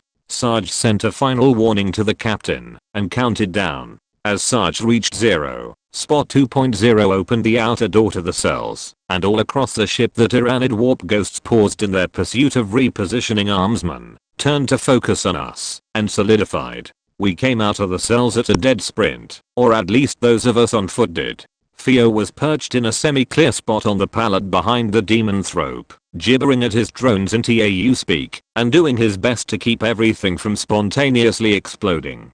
Tink had a similar spot on battery pack, and was splitting his attention between steering the pallet and scouting ahead with Spot. Twitch and Sarge were on point, pulling ahead to cover each corner and doorway. Amy and Doc were keeping an eye on our flanks from the middle of the group. Finally Nubby was squeezed into a crevice at the back of the pallet, where he was simultaneously able to cover our rear and avoid doing any running. To our immense relief, we made it to the end of the corridor without the Demon Thrope doing anything warpy or a swarm of ghost nids just appearing around us. Tink and Theo had said that leaving the cells wouldn't suddenly grant the Demon Thrope more power, but the rest of us hadn't been so sure. Anyway, after that first straightaway we began winding through the area around the cells in a manner that could be described as drunken. Despite all appearances though, it really was the fastest route available. Due to the chaotic layout of the occurrence border, the size of the pallet, and the amount of the ship occupied by the ghost nids, the path we'd mapped to the sanctum was anything but direct. The first leg involved a winding path around the cells area, which took us dangerously close to ghost nid territory, before depositing us at one of the few major tilt corridors still under our control.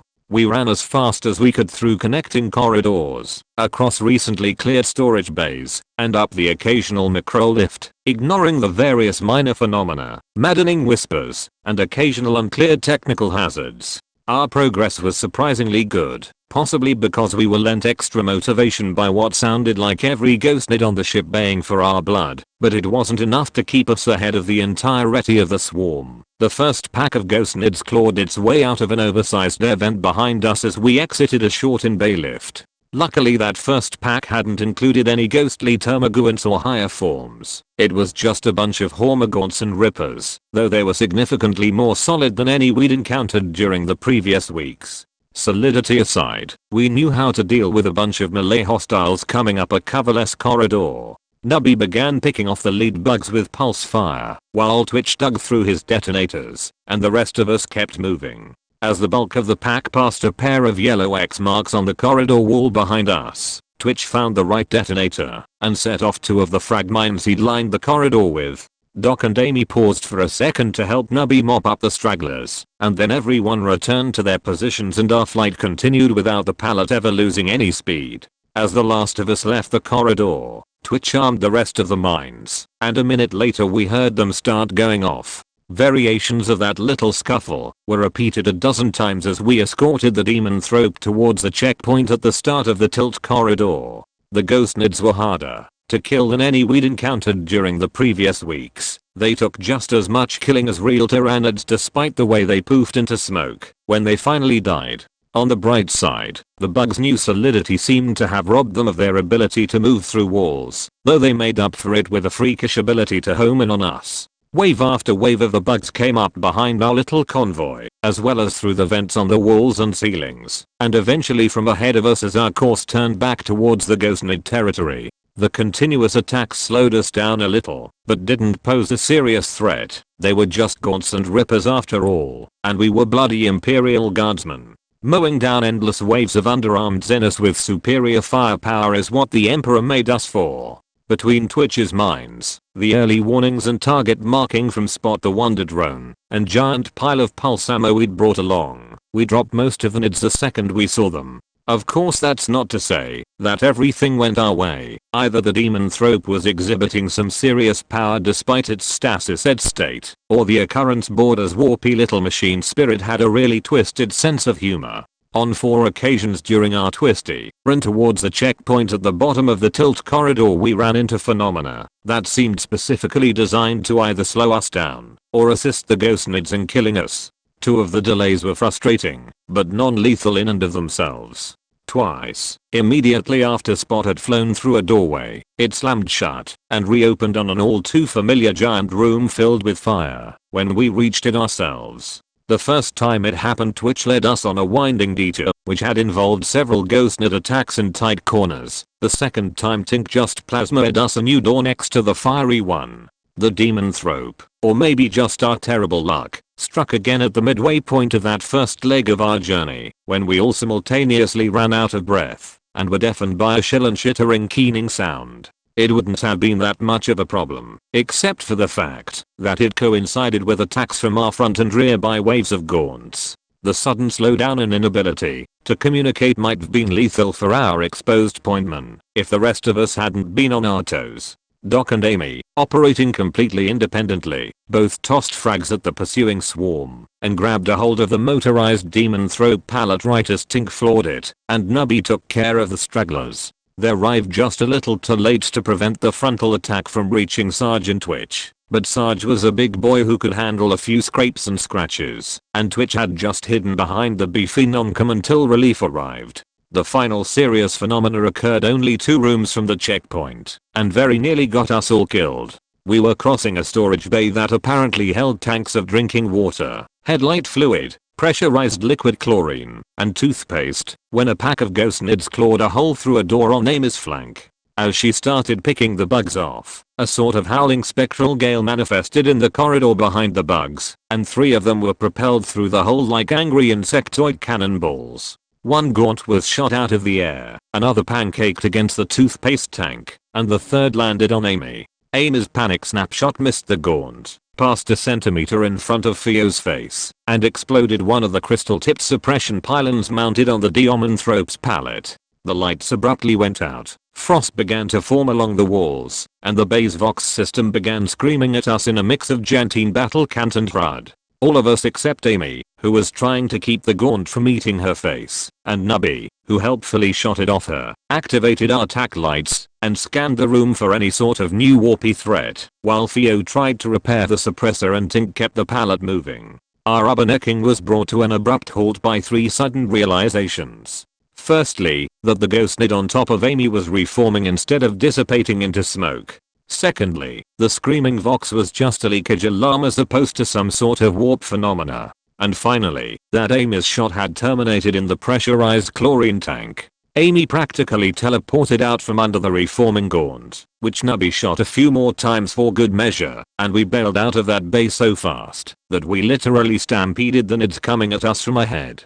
As we exited, Doc attempted to close the bay behind us, only to find a little yellow note apologizing for scrounging the door's control panel. He settled for tossing an aid at the now reformed gaunt and the other nids that were moving through the gas with impunity. We hit the tilt corridor checkpoint at a dead sprint with the ghost nids and gas hard on our heels. It took the armsmen defending the barricade-packed 4-way junction a few seconds to register our presence, which was understandable given the way the bugs they were holding off had started reforming as we approached. When the sergeant-at-arms leading the group finally realized we were there, he nearly put a round in the Demonthrope out of sheer reflex, but Sarge caught him in time and started belting out orders. Our initial plan had been to take a breather, restock on ammo, and swap out the pallet's batteries for the ones we'd stashed here, but the reforming nids and the inexorably approaching gas cloud meant there wasn't time. Each of us grabbed what we could in the 10 seconds it took Sarge to order the armsman to get ready to bail, preferably to somewhere airtight, and Tink coupled the pallet to the cart thing waiting at the edge of the tilt corridor. Theo, still busy trying to fix the C suppressor Amy had shot, screamed at the tech acolyte holding the replacement batteries to just hop on the cart, and followed the terrified cogboil board. An entire 30 seconds after our arrival, the armsmen manning the barricades beat feet. By the 40-second mark, a mix of chlorine gas and warp-spawned tyranids had filled the checkpoint. 10 seconds after that, the det pack Twitch had left on the pile of leftover ammo turned the whole place into a gas and gore-filled crater. We would stopped to high-five each other, but we were a little too busy holding on for dear life as we raced down, or up, depending on how you looked at it, the tilt corridor. Now, those of you who haven't been aboard a ship as clutched together as the Occurrence boarder might be wondering what tilt corridors are. According to Ol Bill, they were grav lifts, shafts with angled grav plates, so you can just walk up them like a corridor instead of waiting for a lift. From back before his time when the Occurrence boarder still had an organized ship-wide gravitic field. At some point during the transition to the current ad hoc system, either some sort of titanic accident or the hard work of one of his predecessors had twisted all 4 shafts into massive ramps which paradoxically pulled upwards. The end result was that inside the tilt corridors going up ship, as we wanted to do, was downhill, and a pretty steep downhill at that. So picture a 300-meter long slide with a 6-person cargo cart at the top. Now add 6 guardsmen, a TAU scientist, and a terrified tech acolyte, and a demon throw-laden pallet.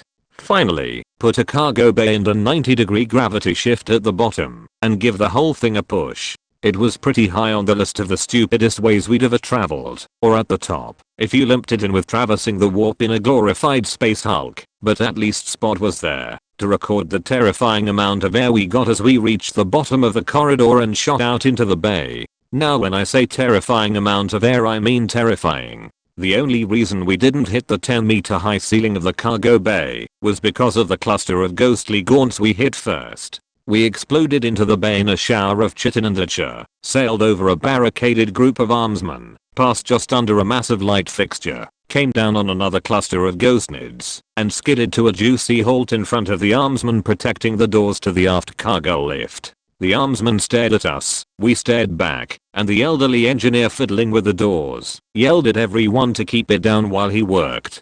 Being uncomfortably aware of the way the tyranid goo we'd landed in was reforming, we didn't waste any time sitting around boggling at the fact that we were still alive. The cargo cart was ditched, and we squoze past the armsman to the lift door, where the white-haired engineer informed us that it wasn't quite ready yet. Sarge drew a breath and got ready to scream at the geezer about our impending deaths at the claws of a swarm of reanimating warp bugs, but deflated when Tink, who knew the engineer, quietly explained that it would only result in a lecture about young people and their myriad failings. Left with a lot of unspent rage, Sarge began pouring pulse fire into the surrounding ghostnids and yelled at us to get off our asses and do the same. We all stepped up to help Sarge and the armsmen play whack-a-bug, except for the few of us who had more useful things to do.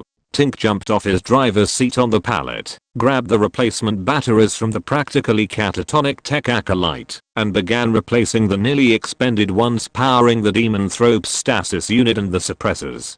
Doc attempted to patch the defensive wounds that Amy had acquired when the gaunt had landed on her, but got told to go fondle someone who didn't have shooting to do, and switched his attention to a badly wounded armsman.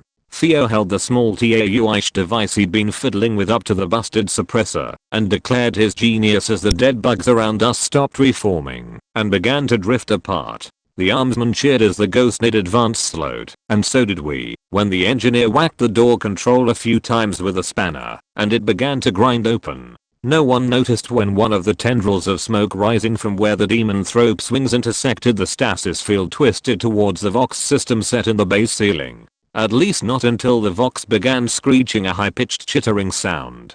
Now, an uneducated plebeian might have had mistaken the sound coming from the Vox for mindless Tirana chittering, but we immediately identified it as binary, and an attempt by the demon thrope to control any nearby servitors, servo skulls, and cogboys. A guardsman's senses are just that precise. Well, no, actually no they aren't, but it was sort of obvious after the tech acolyte smashed the C suppressor Theo had just fixed. As usual, Twitch was the first to respond, even if he was actually operating under the assumption that the Mechanicus had been allied with the Demonids, and possibly the Orcs, all along, and this was just the first stage of their uprising against the divine light of the Emperor. Luckily, we sorted that out for him, before we ran into Jamorhanad again, and even more luckily, for the tech acolyte at least, Twitch couldn't get line of sight past our panicking TAU scientist.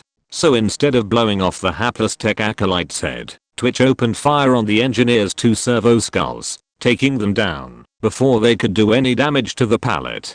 The engineer responded by throwing his spanner at Twitch, but it only bounced off his helmet and the man apologized later, so there were no hard feelings. The rest of us took a little longer than Twitch to react, which meant the tech acolyte had time to damage another C suppressor before Tink brained him with a battery. As the second suppressor failed, a shipquake shook the bay, and the dead ghost Nid stopped dissipating and began to flow together into large piles. When the first Tyrannid warrior emerged from the goo and began hosing the barricades with death spitter rounds, we decided that it was really time that we got moving again and sprinted for the open lift. Actually, it wasn't as unanimous a decision as most of our retreats were. Doc had become rather fixated on the armsman he was treating and wound up dragging the partially disemboweled man along with us onto the lift. Also, as we ran by the half-conscious acolyte, Twitch raised the possibility of continued demonthropic possession and lift sabotage, and suggested that blowing the cogboy's head off was the only way to be sure. Nubby ended the ethical debate before it started by kicking the tech acolyte into the floor hatch the engineer had opened as an escape route for himself and the armsman. Judging by the crashes and bangs, the maintenance shaft went down 3 or 4 levels, but cogboys tend to be fairly sturdy, and he looked fine when we saw him again a few weeks later. Though possibly that had been some other tech acolyte who was terrified of us and had an impressive collection of ladder rung shaped dents. Once aboard the lift, we shut the door on the deteriorating situation in the cargo bay and began our slow ascent to the main cargo corridor. Our ride was accompanied by the sound of thousands of ghostnid clawing at the shaft's doors, and this was made even worse by the mixture of cheery music and demonic screeches playing over the lift's speakers. Those of us who weren't attempting to save arbitrarily acquired armsmen, repair the damaged suppressors, or calm the cogitator adept for a sitrep, scanned the shaft above us and tried to anticipate where the first breakthrough would occur. It was a very high stress situation, especially after Sarge learned that the checkpoint at the top of the lift was under heavy attack, which is why several of us reflexively started shooting the walls when the lift suddenly stopped and the lights went out. There were a few seconds of wild panic, and then Tink and Theo got the wide-angle illuminators on their drones activated, and we realized a few things. Firstly, the sound of angry tyrannids clawing at the shaft had vanished, as had the reassuring background noise of Arkham beds and the humming buzz of the overloaded C suppressors, but not the annoying lift music. Secondly, the shaft walls were bleeding, and it was human blood instead of tyrannidature for a change. Also, the tormented looking faces that occasionally pressed out of the gore then faded again didn't look insectoid either. Finally, and most worryingly to those of us who knew the occurrence board's foibles, the level we'd stalled at didn't have a big cargo bay sized door, just an ordinary looking hatch. Oh, and Doc's armsman was dead, but that probably had more to do with the cantaloupe-sized hole in his gut than anything Aldrich. Theo, after verifying that the C suppressors were still functioning, just not being overloaded for a change, jumped at the chance to do some repairs and completely ignored the totally normal door. The rest of us gathered around it and held a completely silent debate, which ended with our fearless leader stepping forward to open it while we got ready to blow apart whatever horrors waited on the other side. As the door swung open, we all lowered our weapons. Twitch whimpered, Amy and Doc swore, Tink set spot to record, Sarge facepalmed, and Nubby cheerily waved at the smoldering, bearded skeleton at the head of the poker table, who laughed and waved back. Our arrival didn't go unnoticed by the other players at the poker table. The charred skeleton with a chain sword at his side turned and waved as well, and the exit wound face man on the far side raised his beer to us before messily dumping it into the approximate area of his mouth. This caught the attention of the last man at the table, a massive angry looking fellow in scout armor, who looked surprisingly normal if you ignored the telephone pole sized tyrannid talon lodged in his chest. He turned towards the door, knocking drinks and chips everywhere with his chest talon, then went wide-eyed as he saw us. The man immediately leapt to his feet and began striding towards the door while ranting about cowards, scavengers, and heretics. We automatically raised our weapons again, but before the ranting scout marine got much closer, the sword-bearing skeleton and nearly headless guardsman shared an exasperated look, got up, and grabbed him by the elbows. They didn't actually have enough strength to stop the scout, but then the bearded skeleton came over and pulled down on the talent sticking out of the large man's back, causing him to topple backwards. The scout marine was dragged back to the table, screaming at us the whole way, mostly about his sergeant. Specifically how our incompetence had gotten him cut in half, the way we'd lost, stolen, or sold most of his gear and his legs, and how we'd finally left him, alone and dying, in a demonically tainted hole. This annoyed Doc, who thought he'd done a pretty good job keeping Gravis sort of alive all things considered, and said so. On the list of sane things to do, arguing with a dead scout marine is pretty close to the bottom, but that didn't stop Doc, or Nubby and Tink for that matter.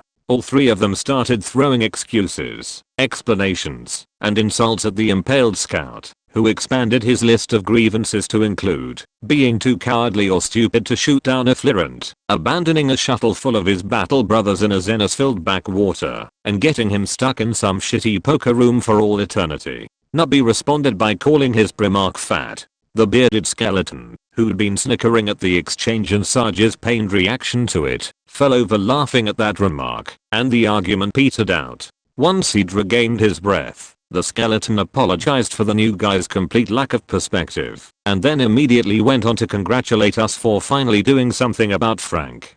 Since he gestured towards our pallet when he said that, we assumed that he meant the demonthrope, and didn't ask why it had a name. Sarge adopted his best poker face, thanked the skeleton for his praise, suggested that it's time we got moving again, and began to shut the door. The bearded skeleton held up a finger and suggested we take the lift all the way up to level 39.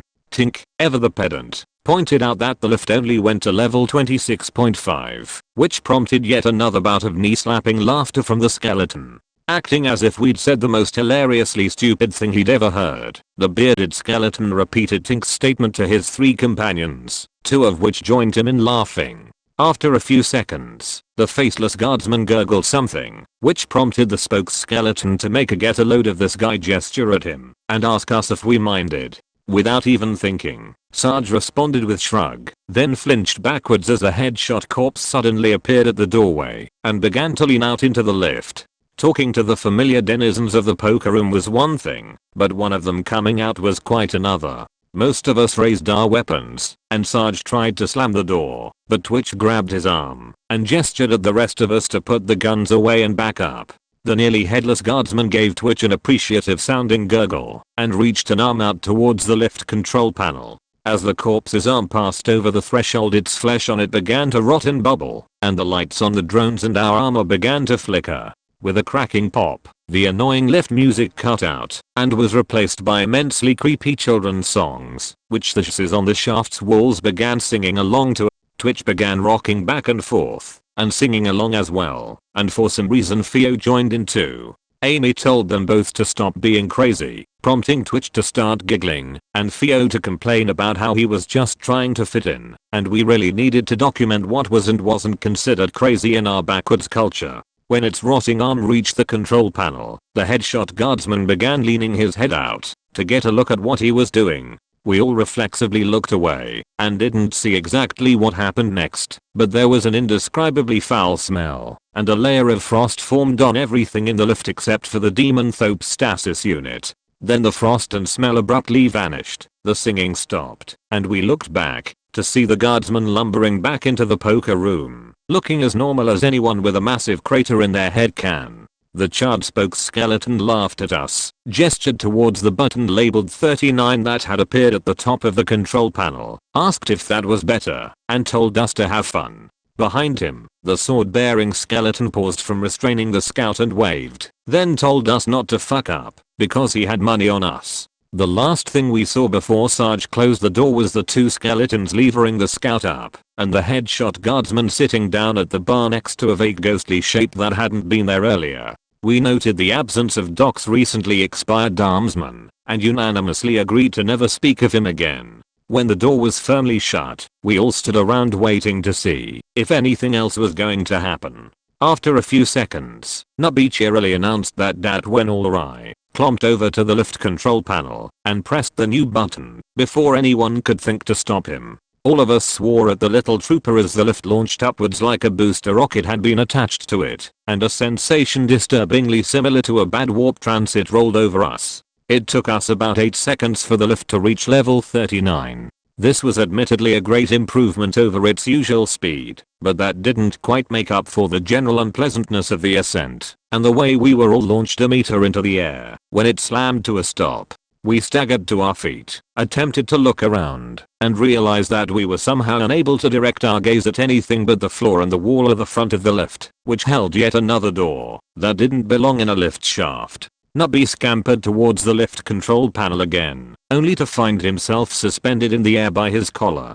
Sarge handed him to Amy, walked over the panel, and briefly perused the options, before giving up and just hitting the open door button. It slid open to reveal a short and lit hallway that was just large enough for the pallet, and another door. Lacking any better ideas, we entered the hallway, and were totally unsurprised when the door slammed shut behind us. What did surprise us was the words "outer airlock door," for real this time, stenciled on its inside. Tink spoke for all of us when he suggested getting through the inner door as fast as possible. On the far side of the door, we found a bunk room full of confused crewmen. When asked, they confirmed that we were indeed on level 39, and only a short distance away from the main lift.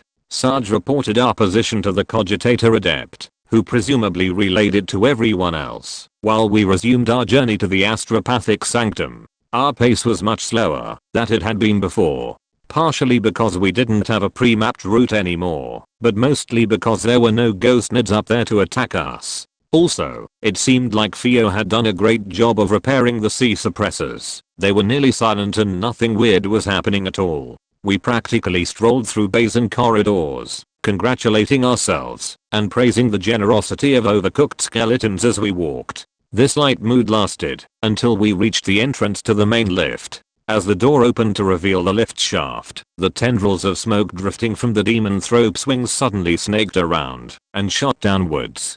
13 levels below us, the tendrils pulled against the roof of the shrine that had been built over the Cogtain's crater, and then melted through it in a burst of black and green light. A screeching that sounded like a cross between binary, tyranid, and demonic echoed up the shaft, and everything very abruptly went to shit.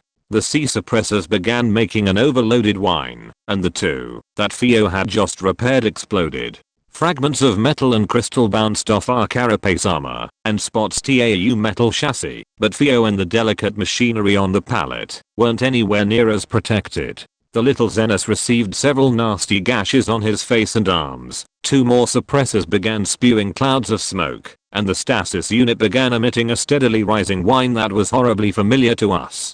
Down in the shaft, several things that sounded bigger and warpier than any ghost nid we'd encountered began to howl. Now, despite occasional bouts of irrationality and insanity, we were a bunch of semi-professional badasses, so we didn't just stand around panicking over how screwed we were. Within 5 seconds of the suppression failure, we had 4 guns pouring pulse fire into the indistinct forms crawling up the lift shaft, and Doc and Tink were seeing to Theo and the damaged pallet. Doc immediately diagnosed Theo's injuries as non-life threatening, administered a few bandages and TAU-safe painkillers, and then steered the little Xenos over to where Tink was doing his best to keep anything else from exploding. The top priority was the stasis unit, which was making the telltale sound of an imminent flicker. Given that this unit didn't have an array of grav plates to keep anything inside it from escaping, Tink was operating under the assumption that any flicker over a second long would result in an enraged Xenos demonist flying into the air and tearing us all to bloody pieces. He and Theo, who was badly shaken but still able to help, set to work stabilizing, splicing, and other technical shit, while Doc ran over to join the rest of us in our delightful game of shoot the horrible monster before it closes to melee range and kills you. Horrible monster was really the best description we could come up with for what was climbing the shaft around the rising lift platform. By the time Doc had arrived, we'd killed at least 6 of them between us. That's 3 for Amy, the show off, and 1 each for everyone else. But we still had no idea what the hell the things were. We could see Tyranid chitin and claws, but they were mixed in with tentacles and massive bulging eyes, and the whole mess seemed to be covered with clouds of obscuring smoke. Twitch would up triumphantly declaring them to be his long predicted demonids. None of us bothered to argue with him. Unlike most our battles with the ghostnids, our defense of the level 39 lift door, not a battle name for the history books, that wasn't a cakewalk. Whatever the things climbing up the shaft were, they could take an awful lot of fire, and they moved far faster than anything their size had any right to. We operated as efficiently as possible, calling targets, maintaining fire discipline, and making heavy use of spots marker thingy, but they steadily gained ground on us, especially where the rising lift platform, a half-shaft wall crawler, picture a metal rectangle with massive gears on 3 sides, blocked our line of sight. To make matters worse, the demon thrope was acting all sorts of uppity. Tink and Theo managed to prevent a stasis flicker, thank the Emperor, but the damn bug was still able to inflict all sorts of inconvenient minor phenomena on us, and we could feel it trying to worm its way into our minds. Presumably it was trying to command us to do its bidding, but unlike the demons we'd heard about from other inquisitorial agents, this thing apparently only knew how to speak in binary and Tyranid. So it was mostly just incoherent psychic screeching, but it was still very distracting, and left us all with massive headaches, plus a vague hunger for human flesh and motor oil. So it was pretty obvious to all of us that our situation wasn't sustainable, but luckily it didn't have to be. We really only had to hold out long enough for the lift to reach us, and for us to ride it up to the bridge level, where it was a short sprint to the former astropathic sanctum. Not an easy task by any means, but one that was definitely possible. Well, at least we hoped it was possible, because the only other option was setting off the failsafe Twitch had wired to the demon thrope's stasis unit, and it would really suck if we wound up just killing the thing after hauling it halfway across the galaxy. It took an absolutely grueling 3 minutes for the lift to clank its way up to us, but we managed to hold off the demonids, or whatever, until it reached us. We piled aboard and switched to a much less efficient omnidirectional defense of the edges of the platform, which we immediately realized was not going to be enough to keep them from catching us before we reached the bridge. Not liking the idea of fighting 3-meter tall monsters as they climbed over the edge of the platform and directly into melee range, Sarge ordered the deployment of our remaining grenades and as many of Twitch's det packs as he could use without collapsing a wall. The wave of explosions that rolled down the shaft was like a miniature artillery barrage. It was immensely satisfying to watch bug after bug being knocked off the walls to plummet to the bottom of the shaft. The distant sound of their enraged howls ending in gooey, cracking crashes warmed our hearts, but not as much as what we saw when the smoke cleared. The massed concussive force and the impacts of their fallen companions had dislodged almost every one of the climbing demonids. We began picking off the last stragglers, and for a few seconds actually thought we'd bought enough time to reach our destination unmolested. Then the tendrils of smoke drifting down from the demon thope twisted into the giant pile of itcher and limbs at the bottom of the shaft, and something freaking massive pulled itself together. It rose out of the goo, turned a horned head towards us, and spread wings that touched the edges of the shaft. The 5 of us looking over the edge swore as what looked for all the world like a winged hive tyrant with extra eyes and tentacles launched itself upwards. We all immediately opened fire on full auto, just indiscriminately hosing the demonic flareant with as much pulse fire as possible, which accomplished very little aside from making it angry. It was hard to tell whether the thing was shrugging off our fire or regenerating its injuries, but the end result was the same, and Sarge quickly ordered a change of tactics. Tink ran over and joined us, nailing the flareant with big ol' balls of armor-piercing plasma, while the rest of us focused our fire on Spot's marker light. Our target was the thing's wings, specifically the joint where the left one connected to its shoulder, which we figured would be a rather delicate and vulnerable spot in the flareant's armor. This proved true. Unfortunately, the result, when we finally burned through, was disappointing. The wing did shear off and drop down the shaft, but the flareant didn't follow it down. The demon thrope's smoky tendrils coalesced around the bloody joint and then sprang out to form a new wing before the beast had fallen more than a meter. With what was unquestionably a laugh, the flareant resumed its flight. We were understandably frustrated by this development, but not defeated. We shot the smoky wing a little, just to see if that would work, and when it didn't we shifted our fire to the other wing. mostly out of stubbornness. Once that wing had reformed out of smoke too, and the Flirant had let out another horrible demonic laugh, we began directing out fire at the little we could see of its head. Well, most of us did. Nubby and Twitch decided that the Emperor could worry about the structural integrity of the lift shaft, and began unloading the demolitions trooper's pack. The first det pack pegged the Flirant on the tip of its pointy head, and knocked it half a meter downwards when it detonated, but didn't do more than blacken and crack then things chitinous armor.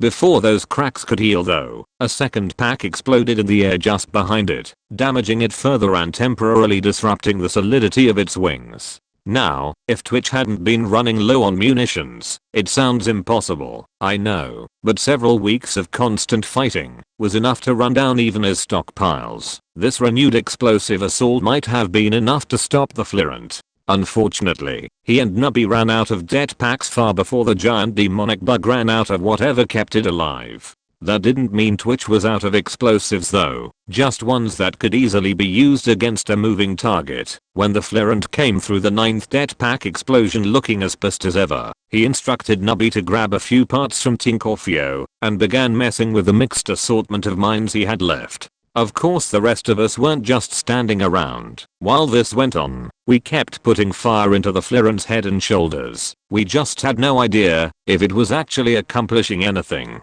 By our reckoning we'd done far more damage than it had taken to kill the non-demonic Flirant that had bisected Sergeant Gravis, but even the gaping holes left by Tink's weapon seemed to be filling in almost as fast as we inflicted them.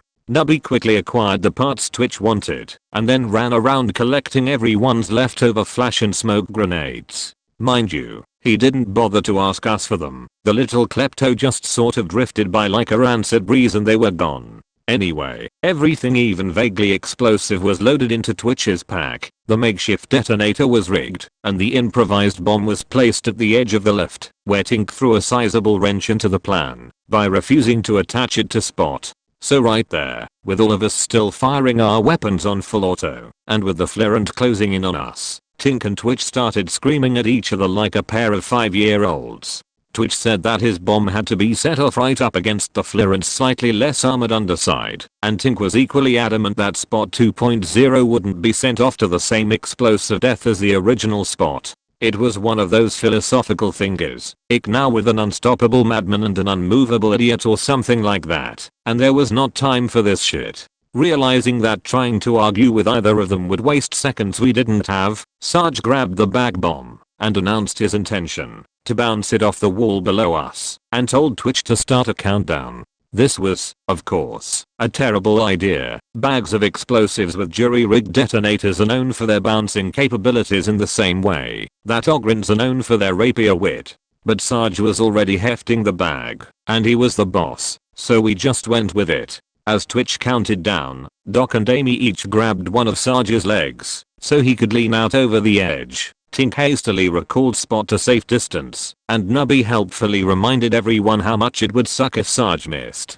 Sarge swung the bag back and forth by its straps, gauging its weight, the speed of the incoming Flirant, and the angle he'd have to hit the wall at, and then as the countdown reached 5, decided to hell with this, and just dropped the thing. The bomb bag did not sail through the air, or tumble through space, or anything else poetic sounding. It just dropped straight down the shaft like a backpack full of explosives, passing bare centimeters in front of the Flirant's face, and jerked to a halt as one of its straps caught on the demonic horns the bug had instead of the usual head spike. I like to imagine it stared at the bag cross-eyed for a second, as it swung there, beeping. Despite the bomb bag not being positioned in what Twitch had deemed the sweet spot, the explosion still laminated the Flirant across 3 of the shaft's walls. It was a highly satisfying result, and we would have paused for a second to congratulate ourselves, except for the fact that the entire shaft was making ominous creaking noises, and the thick layer of itcher and chunky bits was writhing and bubbling. Within seconds the whole mess had erupted into those hand-sized bugs that the demon thrope liked to summon from time to time, and the last portion of our trip up the lift was spent frantically shooting and stomping the onrushing swarm. It wasn't as serious a threat as anything else the demon thrope had thrown at us, but that final attack was enough to keep us busy until we reached the top of the shaft and lent us all sorts of motivation to keep moving. After we'd reached the bridge, We sprinted through the occurrence border's bridge with a ravenous tide of insects behind us, and hundreds more crawling out of every niche and shadow in the room. The bridge officers and their armsmen, who'd apparently been too busy doing naval things to help us with the demonic flirant, ran around screaming and shooting, while we weaved through them and towards the door to the astropathic sanctum. Perhaps sensing that it was running out of time, the demonthrope began emitting a constant stream of inconveniencing phenomena. We skidded across patches of ice, were buffeted by blasts of wind, suffered dozens of painful electrical shocks, and endured the most god-awful psychic racket, until we finally reached the door Jim was holding open for us. The astropathic sanctum was a hemispherical room with a massive chair, covered with wires and gross-looking stains in the middle. The floor was covered with taped down wires, markings indicating where suppressor should be installed, and a small pile of furniture and clothes that had probably belonged to the former astropath. As we entered the room, Jim slammed the door behind us, Fumbles jumped out of the chair, and Tink brought the pallet to a skidding stop. The three Tetchers hastily swapped out the cords powering the stasis unit, and then all of us lifted heavy piece of machinery off the pallet. With a quick heave, the demonthrope holding stasis unit was deposited on the ex-Asratapath's chair, where it sat at a very awkward looking, but surprisingly stable angle. As we did the heavy lifting, Theo ran around to the backside of the chair, where a disorganized pile of Imperial and TAU tech was sitting at the center of a network of cables which spread across the domed ceiling like IV. The TAU scientist flipped a switch and let out a panicked scream as nothing happened. Then Fumbles plugged the cord one of us had kicked loose back in, and the horrible psychic pressure of the demonthrope's mind abruptly vanished. And that was the end of it, right there. The bugs in the bridge disappeared in puffs of smoke. The majority of the phenomena manifesting throughout the ship vanished, and all across the ship the ghostnids lost both their focus and solidity, and stopped reappearing after death. The captain, who'd been pushed all the way back into the Jellifield generator room, launched an immediate counterattack, which we declined to participate in on account of how the bridge lift was probably broken, and we were too tired to handle 60 flights of stairs. We all just sat on the floor of the sanctum, utterly exhausted, watching Tink, Theo, Jim, and Fumbles argue about why the warp presence shroud Theo had built around his chunk of wraithbone was acting as a massive, demon-only, C-suppressor. They seemed very agitated about the whole thing, but the rest of us really didn't care. As far as we were concerned, it just worked, which meant that we won, which meant that it was time for a nap. We wound up camped in the demonthropic sanctum for a few days, just keeping an eye on the thing, but it stayed put, and didn't do anything warpy, even when the non-technomagical C-suppressors were deactivated for installation. The demonthrope was still creepy looking, mind you, with the metal covered face, glowing eyes, and smoky wings, and all that, but it wasn't creepy feeling anymore. When coupled with the fact that the Cogtain's crater no longer screamed at people, though it still couldn't be repaired, we took that as a clear sign that Theo's wraithbone thingy had done the trick, and the demon was being held in check.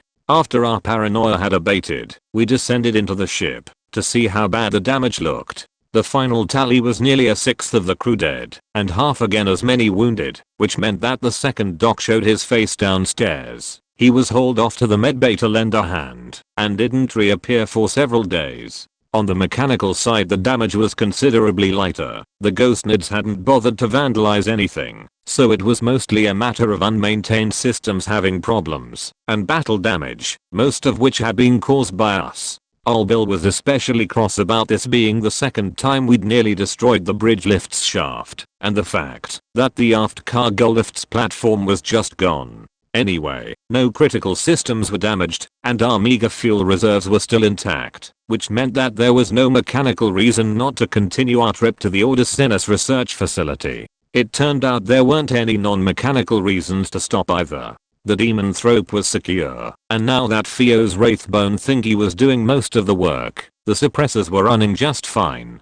So the big bug wasn't a problem, and while there were still a few ghostnids wandering around the tainted areas, without increasing numbers forcing them outwards, they weren't any more of an issue than anything else that haunted those decks. The Gravis situation was looking up to, much to Doc's relief. When Doc escaped from his girlfriend for a few minutes and ran to check on Gravis, He found that despite the dead scout's harsh predictions, the bisected space marine doing just fine in the Demonthrope's old stasis unit. In fact, he was doing so well, now that he wasn't under constant attack by a spiteful possessed bug, that we were able to take him out of the stasis unit long enough for Tink and Theo to get the whole thing mobile, and moved up to the medbay. So we continued on our way, slowly meandering along what was probably most ass-backwards route ever plotted by an Imperial vessel, and things slowly returned to normal. Doc doctored and Tink tinkered, though mostly on wounded armsmen and the stealth shuttle instead of Gravis or the Sanctum.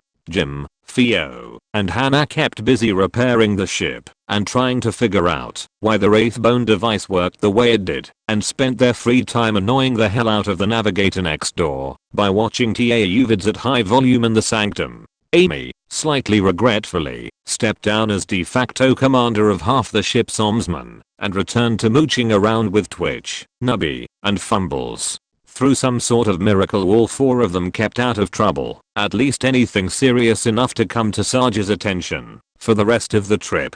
Finally, Sarge was allowed a few days to plan things with the captain, then was dragged off by the relentless diplomacy adept to resume his classes. Finally, 2 weeks later, we came out of the warp in a single planet system. The fuel situation was such that, even with a minimum distance to ARP, it still took us the better part of a day to coast our way into Vox range of the small station orbiting the planet. It really says something about just how low you are when you wind up using your shuttles to push the ship the few million kilometers. As we got into Vox range, Sarge dressed up and transmitted his credentials and the contact information he'd been given as part of his mission briefing, and held his breath. But thankfully this time the response came immediately. The occurrence border was cleared to refuel at the station, though docking was out of the question given that it was smaller than our ship. Sarge was instructed not to wait for the refueling and deliver his cargo to the research facility, which was the only thing on the desert planet, as soon as he entered shuttle range. The relief that went through everyone on the ship at hearing all this was massive. Doc actually cried when he heard them confirm that they had a medical facility capable of treating Tyrannid biocontamination. The rest of us were more restrained, merely cheering and holding a wild party before blearily dressing ourselves in our best uniforms and moving Gravis and the Demonthrope into the shuttle. The loading of the Demonthrope was uneventful, except for the harrowing trip down the makeshift lift, which involved a lot more swinging back and forth than seemed reasonable. It was crammed into the shuttle along with the usual cluster of C suppressors and a mobile version of the Wraithbone device that Theo had devised. The little TAU would not be coming down to the planet with us, this being an inquisitorial facility that experimented on Xenos and all, but he begged us to bring the Wraithbone back after the Demonthrope was delivered, which is why his device had been mounted on the Grok's skull encased spot. The shuttle we took down was not the stealth shuttle. Tink claimed he'd gotten it to the point where it would fly and hold air, even if most of the stealth bits were completely non-functional, but none of us had liked the way he kept using words like should and probably. Jim flew us down in a standard shuttle with a whole lot of patched bright lance holes in it, which failed to explode or do anything else interesting on its way from the still breaking occurrence border to the research facility. As we made our final approach we transmitted our contact codes again, and were instructed to a lone landing pad which jutted out of a completely barren mountainside and bristled with anti-air turrets. Jim put the shuttle down precisely in the middle of all the turrets, and our entire party, adepts and fumbles included, as this was an official event, filed out of the shuttle. We were greeted by a party of 5 men. The man in the middle was tall, tanned, wore a long coat that looked amazingly uncomfortable in the blistering heat of the landing pad, and had an Ordus Xenos rosette hanging from his neck, so we pegged him as Inquisitor Cicitat. He was flanked by a cogboy, a scribe who looked like he was dying of heat exhaustion, and what even we immediately recognized as a pair of Death Watch Space Marines. Sarge snapped off a parade ground salute, which earned him a kick in the shin from the diplomacy adept, and formally introduced himself as Interrogator Greg Sargent, delivering one live Zoanthrope on behalf of Inquisitor Oak, as requested. He made no mention of the Zoanthrope's little problem, figuring that was a discussion best had when there were no armed space marines present. The Inquisitor accepted Sarge's introduction with a nod, and took a long look at the Demonthrope's palette. The web of cables hooked up to the Wraithbone device obscured the wings from a cursory examination, but the man's eyes obviously lingered on the half-melted metal and the general TAUishness of pretty much every piece of tech on the pallet. Thankfully he didn't start jumping up and down screaming about heretical Xenotech, and we all let out a breath of relief as he turned away from the pallet to face his two non-superhuman flunkies. That relief abruptly evaporated as he ordered them to take the zoanthrope and store it in the live sample holding cells with the rest of the evidence. Before any of us had managed to absorb the implications of that last word, the Inquisitor turned back to Sarge and announced that he, his men, and his ship were all under arrest by the joint orders of the Ordis Hereticus and Ordis Xenos. Fumbles and Jim both let out little whimpers, and Twitch and Nubby both immediately started to go for their sidearms, but paused as the Space Marines instantly raised their bolters. The rest of us stood there, slack-jawed, until Sarge managed to ask just what in the Emperor's name we were under arrest for. The Inquisitor's face went absolutely blank, and in a voice that seemed almost mechanical, but made Fumbles shake like a leaf, he replied, "What for? Well, most recently, disregarding an order to cease all operations and return to headquarters, the murder of 2 squads of Space Marines, the attack of an Imperial space station, and the transport of a live Xenos Seeker for purposes of heretical experimentation. But the charge at the top of the list will almost certainly be aiding and abetting the Rogue Inquisitor, colloquially known as Oak. Well, shit." Thanks for watching. Subscribe, you be hole.